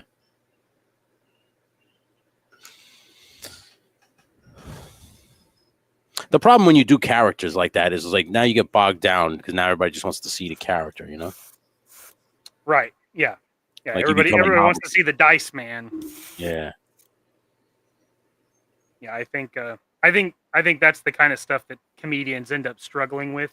You know, like Robin Williams, Chris Farley, John Belushi, probably. I wouldn't doubt it. You know, people just want to see him because the funny stuff, you know, and they forget that they're also human fucking beings. Yeah, and then you got fucking Hollywood assholes telling them like, you can't don't lose weight. You're the fat. Don't lose weight. You're the fat funny guy. We can't have a skinny guy falling through tables, Chris. Yeah. And then you're like, yo, it's fucking crazy. They said that shit about Jonah Hill, remember? Yeah. They're like, oh, he lost all his weight. He ain't gonna be funny no more. What happened? And Melissa McCarthy, my wife, just said. They said that to her, too. Like, when she lost weight. She's like, well, this lady's not going to be funny ever again. See, that's pretty fucked up. I agree. No, that's pretty fucked up. Because Melissa McCarthy, didn't she, like, hit a streak where she was just making movie after movie after movie? Like, she was in, and it was all slapstick comedy. She was like the female Chris Farley, I used to call her. Yeah, for sure. Especially like during like Bridesmaids, and then The Heat came out. Yeah. Once she started she definitely was. I guess her comedy was kind of centered in the slapstick, like it's funny because you're fat stuff, but oh yeah. But I legitimately think she's funny. Like she has good timing, which is not something you can fucking teach. Dude, you know who I seen her when she was on Gun Bunny's funny. In Melissa McCarthy's defense, she wasn't funny to begin with. It's up to interpretation. I think she's all right. I think with the right cast, you know, like it could be she's funny. Yes. Yeah. Like that movie with Jason Bateman. She's not a powerhouse. Like she's not a lead. No, yeah. She's not Will Ferrell. You know, like you couldn't base a movie on her. But she's good even Will Ferrell, dude. Like I to me, Will Ferrell's not a leading man. I always felt like he needs not anymore. Yeah. I don't know. Like 2004, 2005, you could have put his name on anything. Yeah, I guess people would have gone to see it. Now he hit a stride there. He hit a string there where people didn't like it so much, you know. Yeah. Bewitched and Kicking and Screaming. Like people don't like those. I think they're still funny, but you know, Kicking and Screaming to me was funny, but that was like his. I think he dipped his toe into like the family comedies there. Yeah, like he wasn't doing like the, you know, right, like the typical comedy where he used to like Step Brothers and Anchorman. Yep. I mean, Eddie Murphy did the same shit, and everybody said it wasn't funny. But dude, Daddy Daycare is a fucking funny movie. My wife loved that movie. I stand by that. That's my wife loved Daddy Daycare. Yeah. Yeah, I stand by that. Is it coming to America and Beverly Hills Cop? No. Oh, no. It's 48 hours later. He's a dad. Like his life has completely changed. It's like when people say musicians sell out, and like, or did they just grow up and their taste changed? You know what I mean? Like they're not allowed to. You know, yeah. When these fans they latch onto you for like whatever it is, they want you to stay like that forever, but they don't realize that sometimes people evolve, man. They change. Yeah. You gotta let them. Gotta let them fly. You gotta let them spread their wings, man. I'm a peacock, Cap. You gotta let me fly. Yeah. Gotta let me spread my wings, Cap. Okay, first off, Terry, peacocks don't fly. Well, they fly a little bit. Yeah, about as much as a penguin. Don't go chasing waterfalls, okay? That's what I'm telling you guys. Come on, Captain. Come on. Captain, you gotta be quiet. You gotta creep. Nobody says creep unless they're quoting TLC. I just don't understand when they wrote the movie what the fucking motivation was. Oh, he's just gonna sing all TLC lyrics. I don't know. That had to be just like one funny thing. Somebody was probably doing it, and like we should write that into the movie. Yeah. Somebody keeps doing it on set, and they're like, "Yo, it's getting really annoying." You know, we should do that. Batman. Michael Keaton. Yeah, Michael Keaton. We should make him do that. They like gave him the script, and he was like, "Really? Yeah, really? All right, really? I'll nail this, dude. Don't worry." Okay. I always forget Keaton was a stand-up comedian before he. Yeah, he was comedy. That's why nobody took him serious when they said Batman. They were like, "Oh, get the fuck out of here." Yeah. We're not doing this shit. They were like, Keaton as Batman, Mr. Mom, right? Or is Mr. Mom or Mr. Nanny? Which one was he? Mom, yeah. Mom, right? Mr. Nanny was Hogan. Mr. Mom, and what's the other one? Multiplicity? Multiplicity, yeah. I remember that shit too. Fucking Beetlejuice. Yeah. That was before Batman, correct? Beetlejuice? Yeah. Had to be, because Batman was 89. I thought Beetlejuice was 87, but I could be wrong. Yeah. The last Sherlock Holmes movie sucked. Which one was that, with Downey Jr.? Night Shift was awesome. Night Shift is a great Keaton comedy with Shelley Long and Henry Winkler, covered in bees. I don't think I've ever seen Night Shift. That sounds pretty good. That sounds pretty good. Mr. Nanny was Hogan. Yeah, that's what I figured. Yeah. That's right, dude. I was Mr. Nanny, bro. Yeah, that reminds me of the time where I trained with Hiro Matsuda, brother. Hold on a second, dude. You gotta get it deep in the back of your throat. Hold on a second. Hold on a second, dude. I love it. Hold on a second, dude. Hold on a second, dude.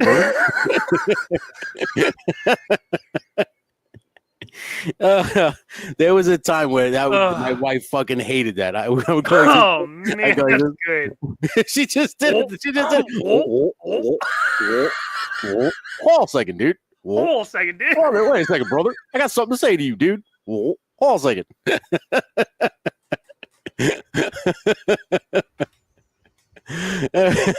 Oh, fuck, that's great. That's wonderful. I tell my wife this, I still want that Dudesy shirt. It was literally just his hand like this on the shirt, and it just said big bold letters WULL. Hold on a second, dude. Oh, wait a second, brother. I'm not done talking to you yet.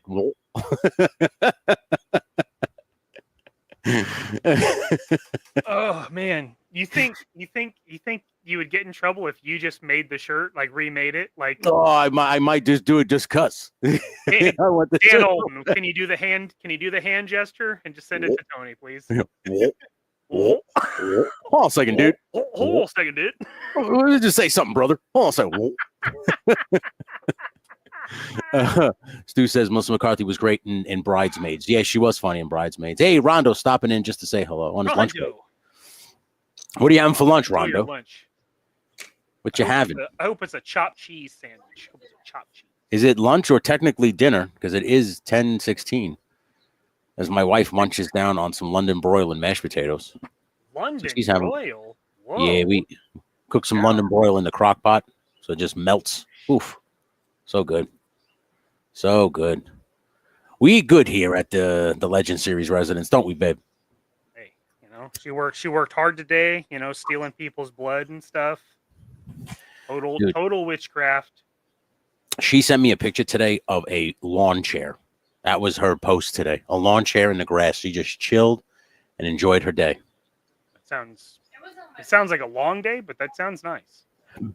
Yeah, she had a great fucking day today, man. Oh, Taco Bell. Well, hold on a second, dude. That Taco Bell is going to blow right out of your ass, brother. Just know that, dude. When you're getting on the toilet, brother, and your asshole burns, dude. You better know. You better understand something, dude. When you sit on that toilet, man, and it bursts out of your ass. Oh, hold on a second.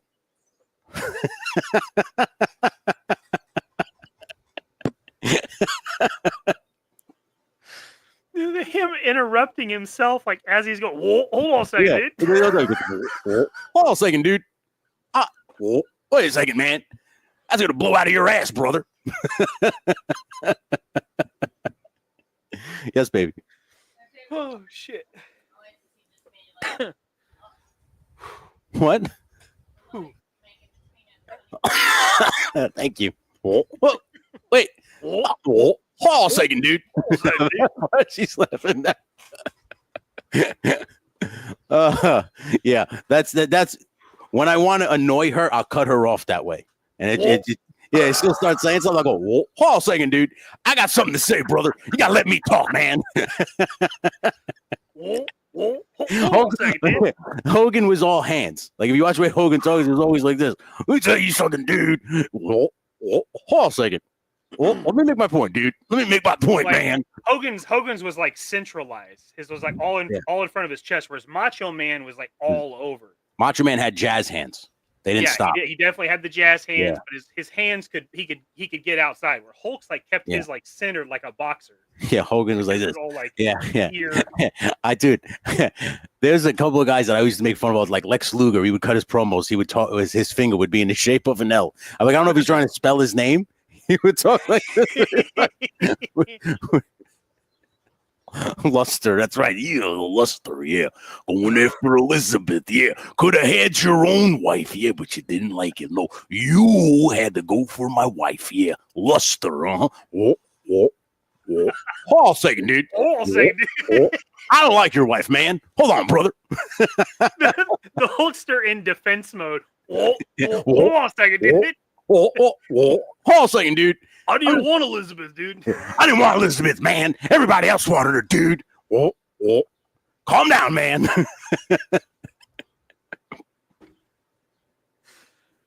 Oh, goodness. Chipmunk Hogan is my favorite. Can this just be on a t-shirt? Yeah. And the shirt's yellow? Red and yellow. And it's just tan hands with red. Hot dog colored hands. Hot dog colored hands with yellow wristbands. Hold on a second, man. On the back, it should say, "Hold on a second, man." Hold on a second, dude. Hold on a second, dude. Oh my god. That's when I want to annoy her, I go. She's like, I go, "What do you want to have for dinner, dude? What do you want to have for dinner, brother? What do you want to have for dinner, dude? What do you want to?" I'm trying to ask you what you want to have for dinner, man.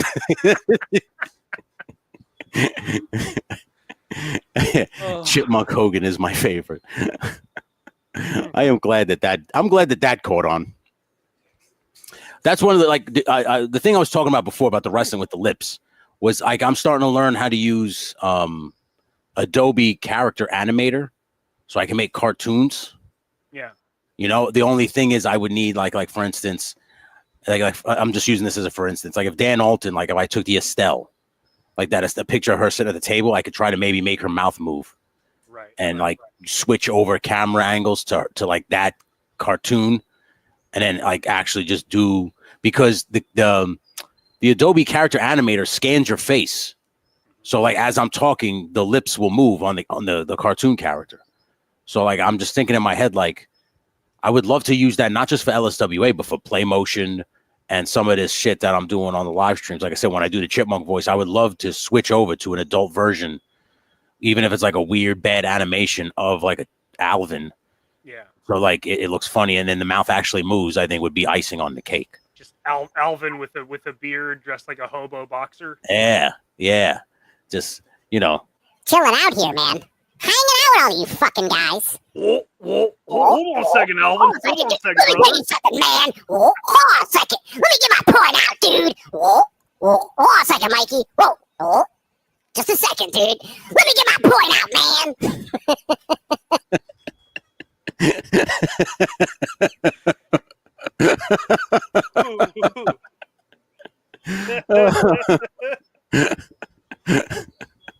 Oh my goodness. Got out of hand fast. Oh man. I'm glad everybody's popping right now. That was fucking intense. Ooh. Yeah, I popped your mom. Look at that. We got your mom laughing too. All right, Mom. I made the whole room laugh, man. Hold on a second, Mom. Hold on. Hold on a second, Mr. Kuchevich. You need to just relax, man. Hold on. Just calm down a second, brothers.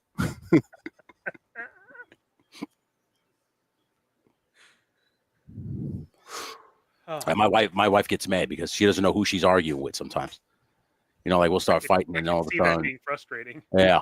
You better calm down right now. You're getting a little too antsy. Yeah, and I don't like where it's going. You understand? And then she's like, "No, I'm not fighting with the Macho Man. I'm fighting with you." And then I'm going, "Whoa." Hold on a second, dude. Hold on a second, dude. I didn't know how serious this was, man.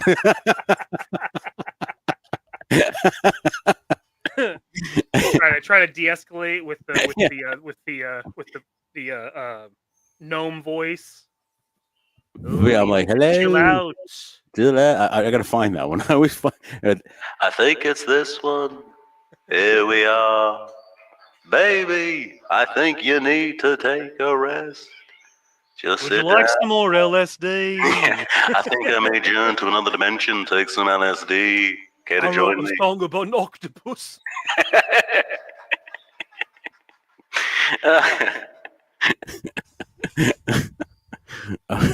Another super underrated movie.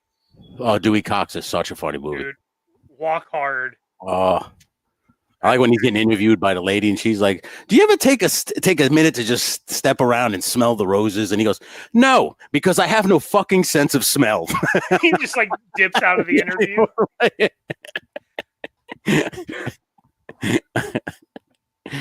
I just like how he goes through all the generations. Like he becomes that generation's Bob Dylan. And he becomes like, he does the David Bowie. He goes through everything. But yeah, the dropping acid with the Beatles is just top tier, dude. I don't know how that group of people like got together to do the fucking Beatles, but that cameo was so funny. As this was Paul Rudd, Jack Black, Justin Long. I always forget the other guy. He's in a lot of movies too. The one who plays I can't remember who plays Harrison. No, Justin Long played George Harrison. No, Ringo. Ringo. Yeah, the one playing Ringo. Yeah, he goes, "I wrote a song about an octopus." You shut up. You lucky we still let you play drums. Well, you all the quiet ones, so why don't you try to shut the fuck up? Yeah, why don't you shut the fuck up? I have a new mantra, everybody. Paul's a big fat cunt. If he doesn't want to take LSD, he doesn't have to take it. You're not the boss of him. I'm so sick of you being dark, and I am so impish and whimsical. I'm sick of it. Paul, do you remember the clubs we used to play in Liverpool? Of course I do, Beckham. Yeah, I'm the leader of the Beatles. Oh, Paul McCartney, the leader of the Beatles. When Dewey Cox turned and goes, "I think there's a rift happening in the Beatles." Dewey, are you having a bad trip? How about some more LSD? Is that when he that's when he finally loses it, right? The band flips out on him. You never once paid for drugs. Not once. You never once paid for drugs. Everybody gets one, and then Tim Meadows comes in with a never paid for drugs. Every time. Yeah, you never once paid for drugs. Never once paid for drugs. Jason Schwartzman. That's who it was. Thank you, Stu. Beautiful, Stu. Thank you. Jason Schwartzman. He was Ringo Starr. Yeah. I wish that's one of those things. Like I wish I knew how that happened. Like how those got together. Yeah. Whoever casted that one, that was good. Nailed it. Yeah. Nailed it. When I saw Paul Rudd as John Lennon, it was just so great, you know. Oh yeah. Great record. Great record. Great record. We like to think that our hard day's night is our guilty as charged.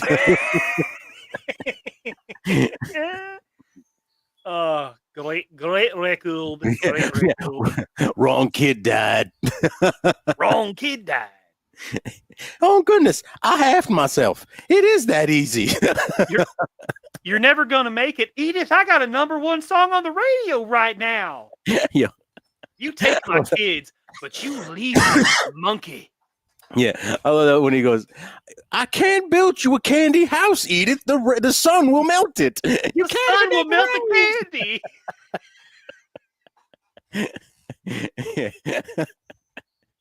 Oh my god. Oh man, that movie's so good. Some of those are highly unrated because that came out like in a time where, like you said, Will Ferrell was king. You know, so like it was starring John C. Reilly. You know. Yeah. But those movies, some of those movies, they fly under the radar. Like I love Blades of Glory. I think that movie's hilarious. Some people think that's such a dumb movie. The one with the ice skating. That's one of the ones that kind of grew on me over time. Yeah, yeah. Like I didn't think it was particularly funny when it came out, but like revisiting it, you know, I think when it came out, I think you're comparing it. You're comparing it to other movies, and it doesn't stand toe to toe with those. But watching it back, you're like, oh, this is a funny movie. I just really didn't give it a fair shake. Yeah. You know, yeah. Will Ferrell was one of those guys at that time was like, I'm going to do sports movies, but it's not going to be like the main sports. It's going to be racing. It's going to be weird ones. Yeah. And that was that. I mean, that's what worked. Yeah. Except for basketball. Yes. Yeah, he did I forgot. That's a good movie too. That's another unrated. That one has some really good parts, but overall it's pretty not good. Yeah, yeah. It's pretty His character is great though, Jackie Moon. Oh god. Love that name, Jackie Moon. I'm the best man in the world. 1,000 didgeridoos. Yeah. 1,000 didgeridoos. Listen, unless you one of you can play the fucking theremin, I need you to get out of my face. He's like, fuck you, Dewey. Fuck you, Dewey. You slept with my wife. You ruined my marriage. You slept with me. I've had confused feelings about that for years.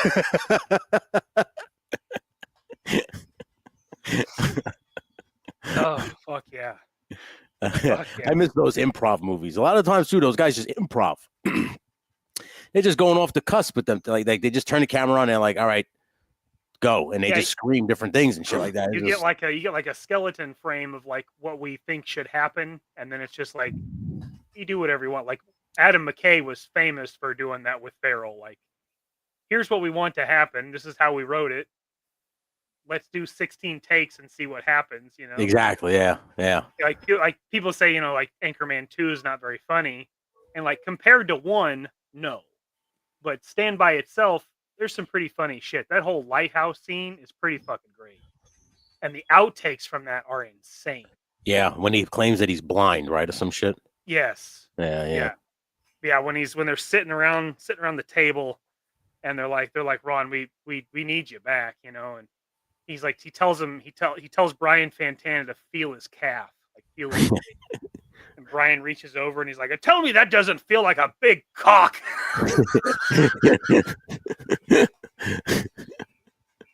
Like, how do you ever get a take without breaking when that shit's going on? You know what I mean? Yeah. But he's been doing that shit since SNL, you know, like, not that, you know, Jimmy Fallon's a hard one to crack, but he used to do it all the time with Fallon, you know? Yeah, yeah. Just like Farley did with fucking David Spade. Dude, I'll never forget the cowbell one. I know that's a stereotypical one for Saturday Night Live, but when he gets mad that they tell him to relax with the cowbell, and he just gets angry, he's just sitting next to the guy. Yeah, and you know, he's just sitting next to the guy like this, mad, and then he just starts sitting louder, and the guy's like, enough. They stop the fucking shit. Yeah, like, how you get Christopher Walken to be a part of that is crazy, you know. It's crazy to think how long ago that was, because I remember watching that like live on TV. That was like 1997, 98. That's what I'm saying. That was old. It was a long time ago. Yeah, it was a while ago. But I remember that shit. Oh yeah. Smudge is back. What's up? We've just been painting. What up, Smudge? Being silly. It's usually what it is. We did some. I taught Mikey a new word. WULL. Hold on a second, dude. Hold on a second, man. I'm not done talking, dude. Hold on a second, brother. Hold on a second, man.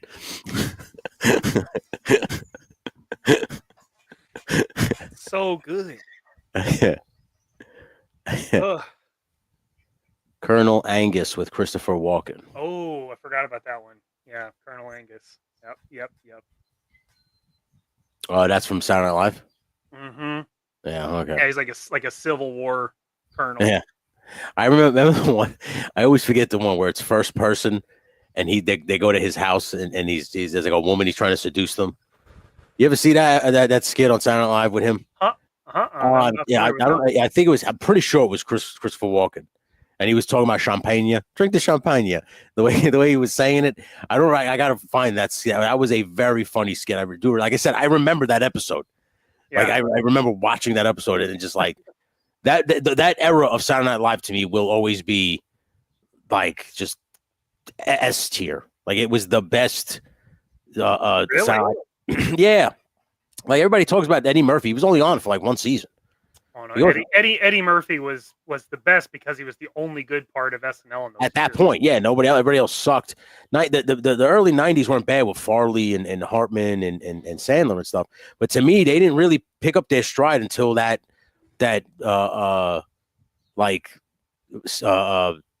Will Ferrell and that era. Really? Tim Meadows. For me. Because like I would laugh at Adam Sandler, but I really didn't care for Adam Sandler until like Happy Gilmore. Like I didn't really care about him on Saturday Night Live. My favorite Saturday Night Live character from or comedian from that era was Jim Brewer. Because I loved Goat Boy. Goat Boy used to make me laugh my ass off.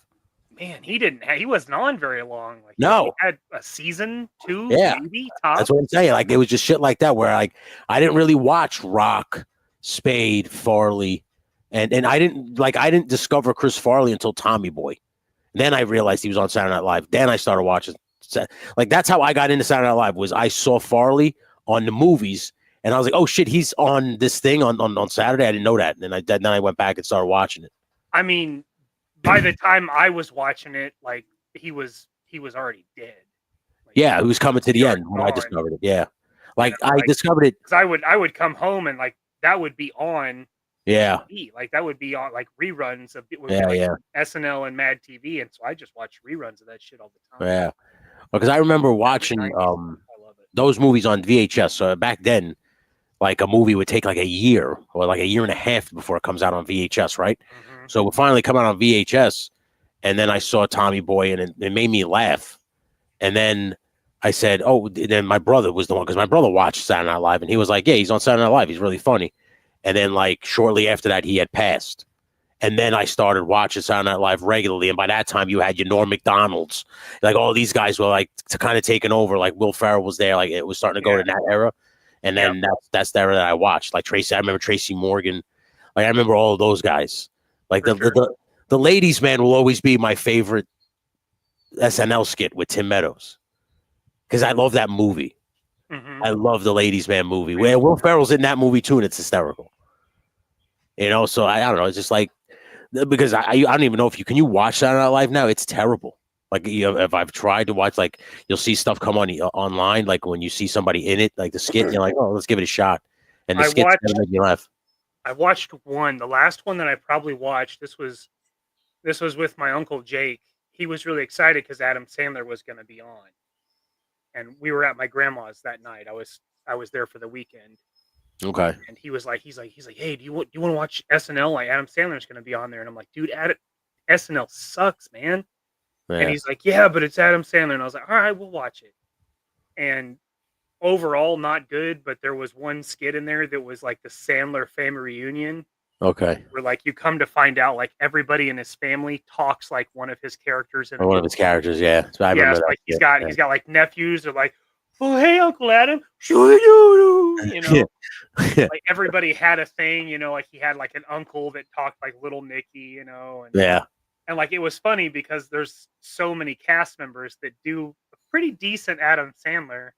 It was like that's pretty funny, especially because Andy for those Samberg does a people, real good. He does. Yeah, he was one of them. Yeah, he does a real good Adam Sandler. You know, he would have been like super influential for people that were on SNL 5 years ago or whatever that was. 8 years ago. See, I remember I remember Chris Kattan when he would do the Spanish singer. I always forget the Spanish singer that he would do like it was named after like a flower. Yeah, that one. And then when he would do the weird the little monkey boy that eats the monkey apple. Boy, I remember because there's that one where The Rock plays his dad. Yeah, he goes bah, yeah, bah, and it's the apple. Yeah. Yeah. Mango. Thank you, buddy. Mango. Well done, Bunny. Yes. Mango. Oh, but yeah, those are for like I remember the Tim Meadows one where they have the kids show and they spell out fuck and they're trying to jumble up they're gonna stand next to each other's turn. He goes, no, and it goes to like it's that kind of shit. That like I said, that era of Saturday Night Live. Mr. Peepers. Thank you. Mr. Peepers was the monkey. Yeah. There is some great stuff in there, but man. So see, I was right. So Mendoza sent the clip. The champagne. Yeah, he goes, drink the champagne. Yeah. It was really like I said, I really remember that era of Saturday Night Live. That one always stands out to me the most. Really? Yeah. It's so hard for me to choose because I love all of the first three like major classes, right? Like initial class with Aykroyd and Bill Murray and Gilbert Radner, John Belushi. I love the OG cast because that was when it was crazy raw. Like they were balls to the wall as hard as they could. And then, you know, later when you start getting into the 80s stuff, and the 80s it's changed, like the people changed so much. Yeah. Like the cast, like they just kept like pulling pieces and like they put somebody else in and then you that transition between the 80s and the 90s where you have like John Lovitz and Billy Crystal and, you know. Wow, Crispin said he saw the first Saturday Night Live. I saw those live. That's the first SNL. That's amazing. Mr. Bill era on Saturday Night Live was my favorite. Oh no! Somebody's gonna be mean to me. Do you guys remember Friday? Yeah, it was only like 5 days ago, man. Yeah, Friday. Are you referring to the movie? It's one of my favorite movies. It's a good movie. That's a great fucking movie. Yeah. Me and my work buddy, we quote Friday pretty regularly. Oh, yeah. Pretty regularly. Miss Parker, Lord is my shepherd. He know what I want. Yeah, I remember the like. You always fuck with the I like. All right, he told me to shut the fuck up. I'll be quiet, but when he leaves, I'll be talking again. If I could tell you how many times we would say that shit in locker rooms and stuff, when like a big wrestler would say something to me, I'd be like, all right, Dan tells me to shut the fuck up. All right, I'll be quiet for him. But then when he leaves this locker room, I'm going to talk again. You'll see. Oh,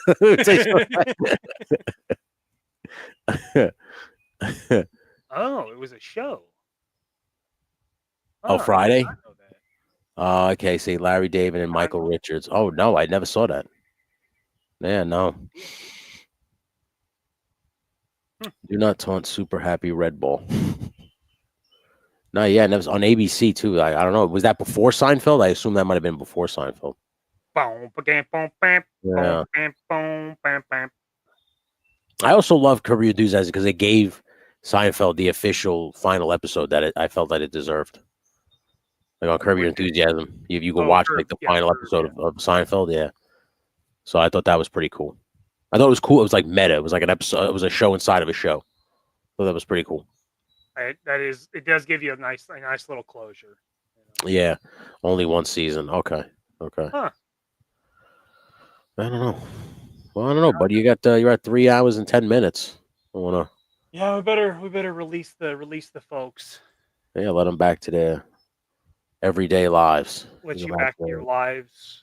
You know, once you well rested for tomorrow. Yeah, you better be right. What's tomorrow, by the way, on Figure It Out? You guys are talking to the Big Bad Workshop, right? Talking to Big Bad Workshop and Fresh Monkey Fiction. Yeah, Bill and Mike are coming on. I have been honestly working very hard on prepping for that show, so I am super excited. Hell yeah, dude. That's awesome, man. And you said that Zakane is hard at work at getting somebody else too, right? Like other guests and shit. Yep. We got somebody else that we were kind of talking about at the same time. Kind of connected, I guess. So yeah, we'll see how that goes. Crispin, just if you follow me on Instagram, yeah, just message me, bud. Yeah, we'll definitely talk. Yeah, man, because I usually use first row sports dot something. That's usually the one I use for all my wrestling needs, or actually any sport, because you go watch Red Zone on there too. Hold on a second, dude. Sometimes I have to go to the internet, man. I'm not paying that money, dude.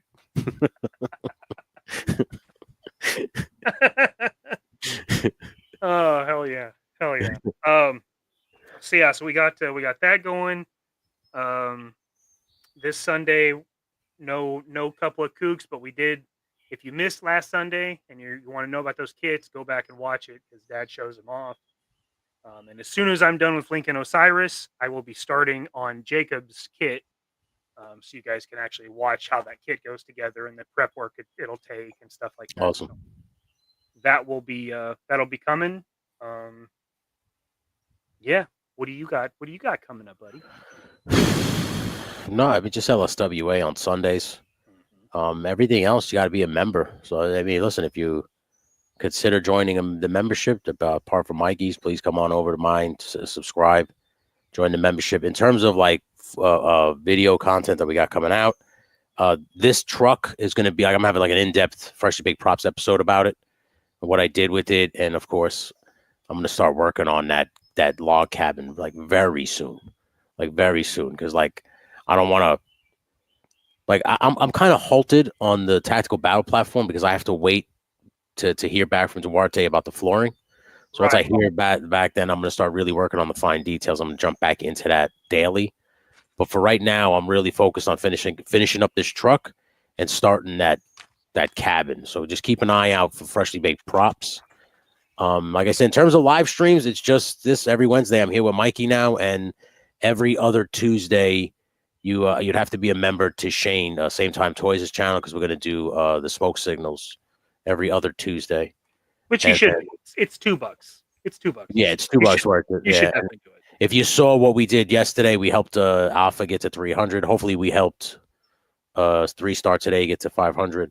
But it was a fun hang with Woody. My wife was there, and then Evil Dookie showed up at the end. So it was a good hang, man. It was a real fun time. So like consider joining these memberships, man. Like I give a lot of content. So I promise you this. My membership when you get it, you're going to get flooded with a lot of my content because a lot of it is members only. That's where you get the storyline. Also now I have a new tier if you just want to join LSWA. It's $2.99. Oh, cool. Yeah, it's $2.99 to get you into LSWA. And it gets you access to the storyline based content. So it's up to you. Yeah. But if you want the wake and bake, everything else, the smoke shop, behind the scenes stuff, you have to do the $4.99. Welcome to the madness. Yeah, we give the madness. Yeah, you understand? Get you some madness. Yeah, it's a great fucking time. Oh, that's cool, man. Dude, that's badass. Yeah, that's cool as shit. That's it. That's one of your kits, right? Yeah, that's one of them. That's sick, dude. Like the leg holsters have different loadouts you can attach to them, and that's awesome. You get all kinds of stuff. Yeah, I'm a sucker for that kind of stuff. The accessories and shit. You swap stuff out. Yeah. You immediately get me on that stuff. Immediately. It's modular. We're both very into that. You know, we assume. Yeah. We assume the people that we associate with are into it. Yeah. Menjoza, you have to be a member. It became a members only now. I drive every Friday, 10:30, but you got to be a member now. This past Friday, I didn't tell nobody, but I changed. I set up on the audio thing. Everybody had chipmunk voices.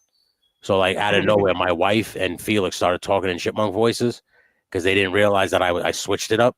And Felix was so baked, he just went, do I have a chipmunk voice? And I said, yeah. And then he proceeded to laugh for like 45 minutes straight of just in a chipmunk. It was really funny.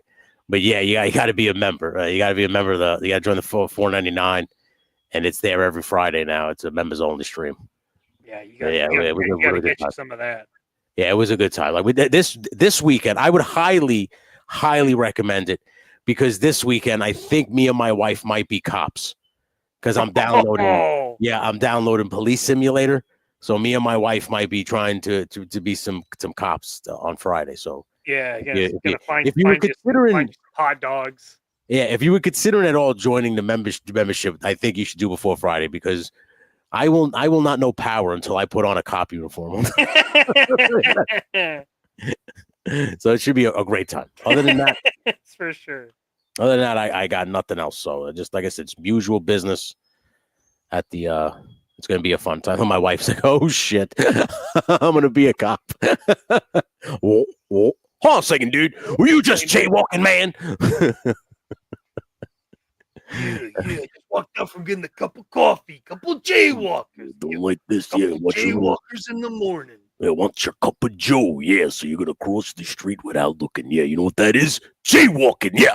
Now I gotta give you a ticket. Yeah, and I don't want to give you a ticket, but I have to. Yeah.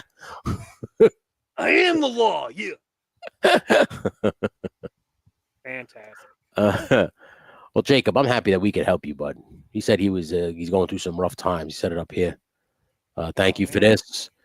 Life's a little rough right now, but this is very welcomed escape. So thank you both for what you guys do. You were very welcome, Jacob. I appreciate you, Jacob. And like I said, I can't thank you enough for those LJN figures, man. I really sparked up. Because like I said, I don't know, obviously you didn't notice, but my father bought me that Macho Man LJN. So that was like that was a hit right in the feels, brother. So that was like that was a one of my favorite packages to open. Pause. You know what I mean? Hey, Figure Fight Club's in the house. What's up, Bobby? What up, Bobby? What up, Bobby? Whoa, Figure Fight Club is here, dude. Whoa. He just walked in, man. Hold on a second, dude. Hold on a second, dude. Whoa, whoa, whoa, whoa, whoa.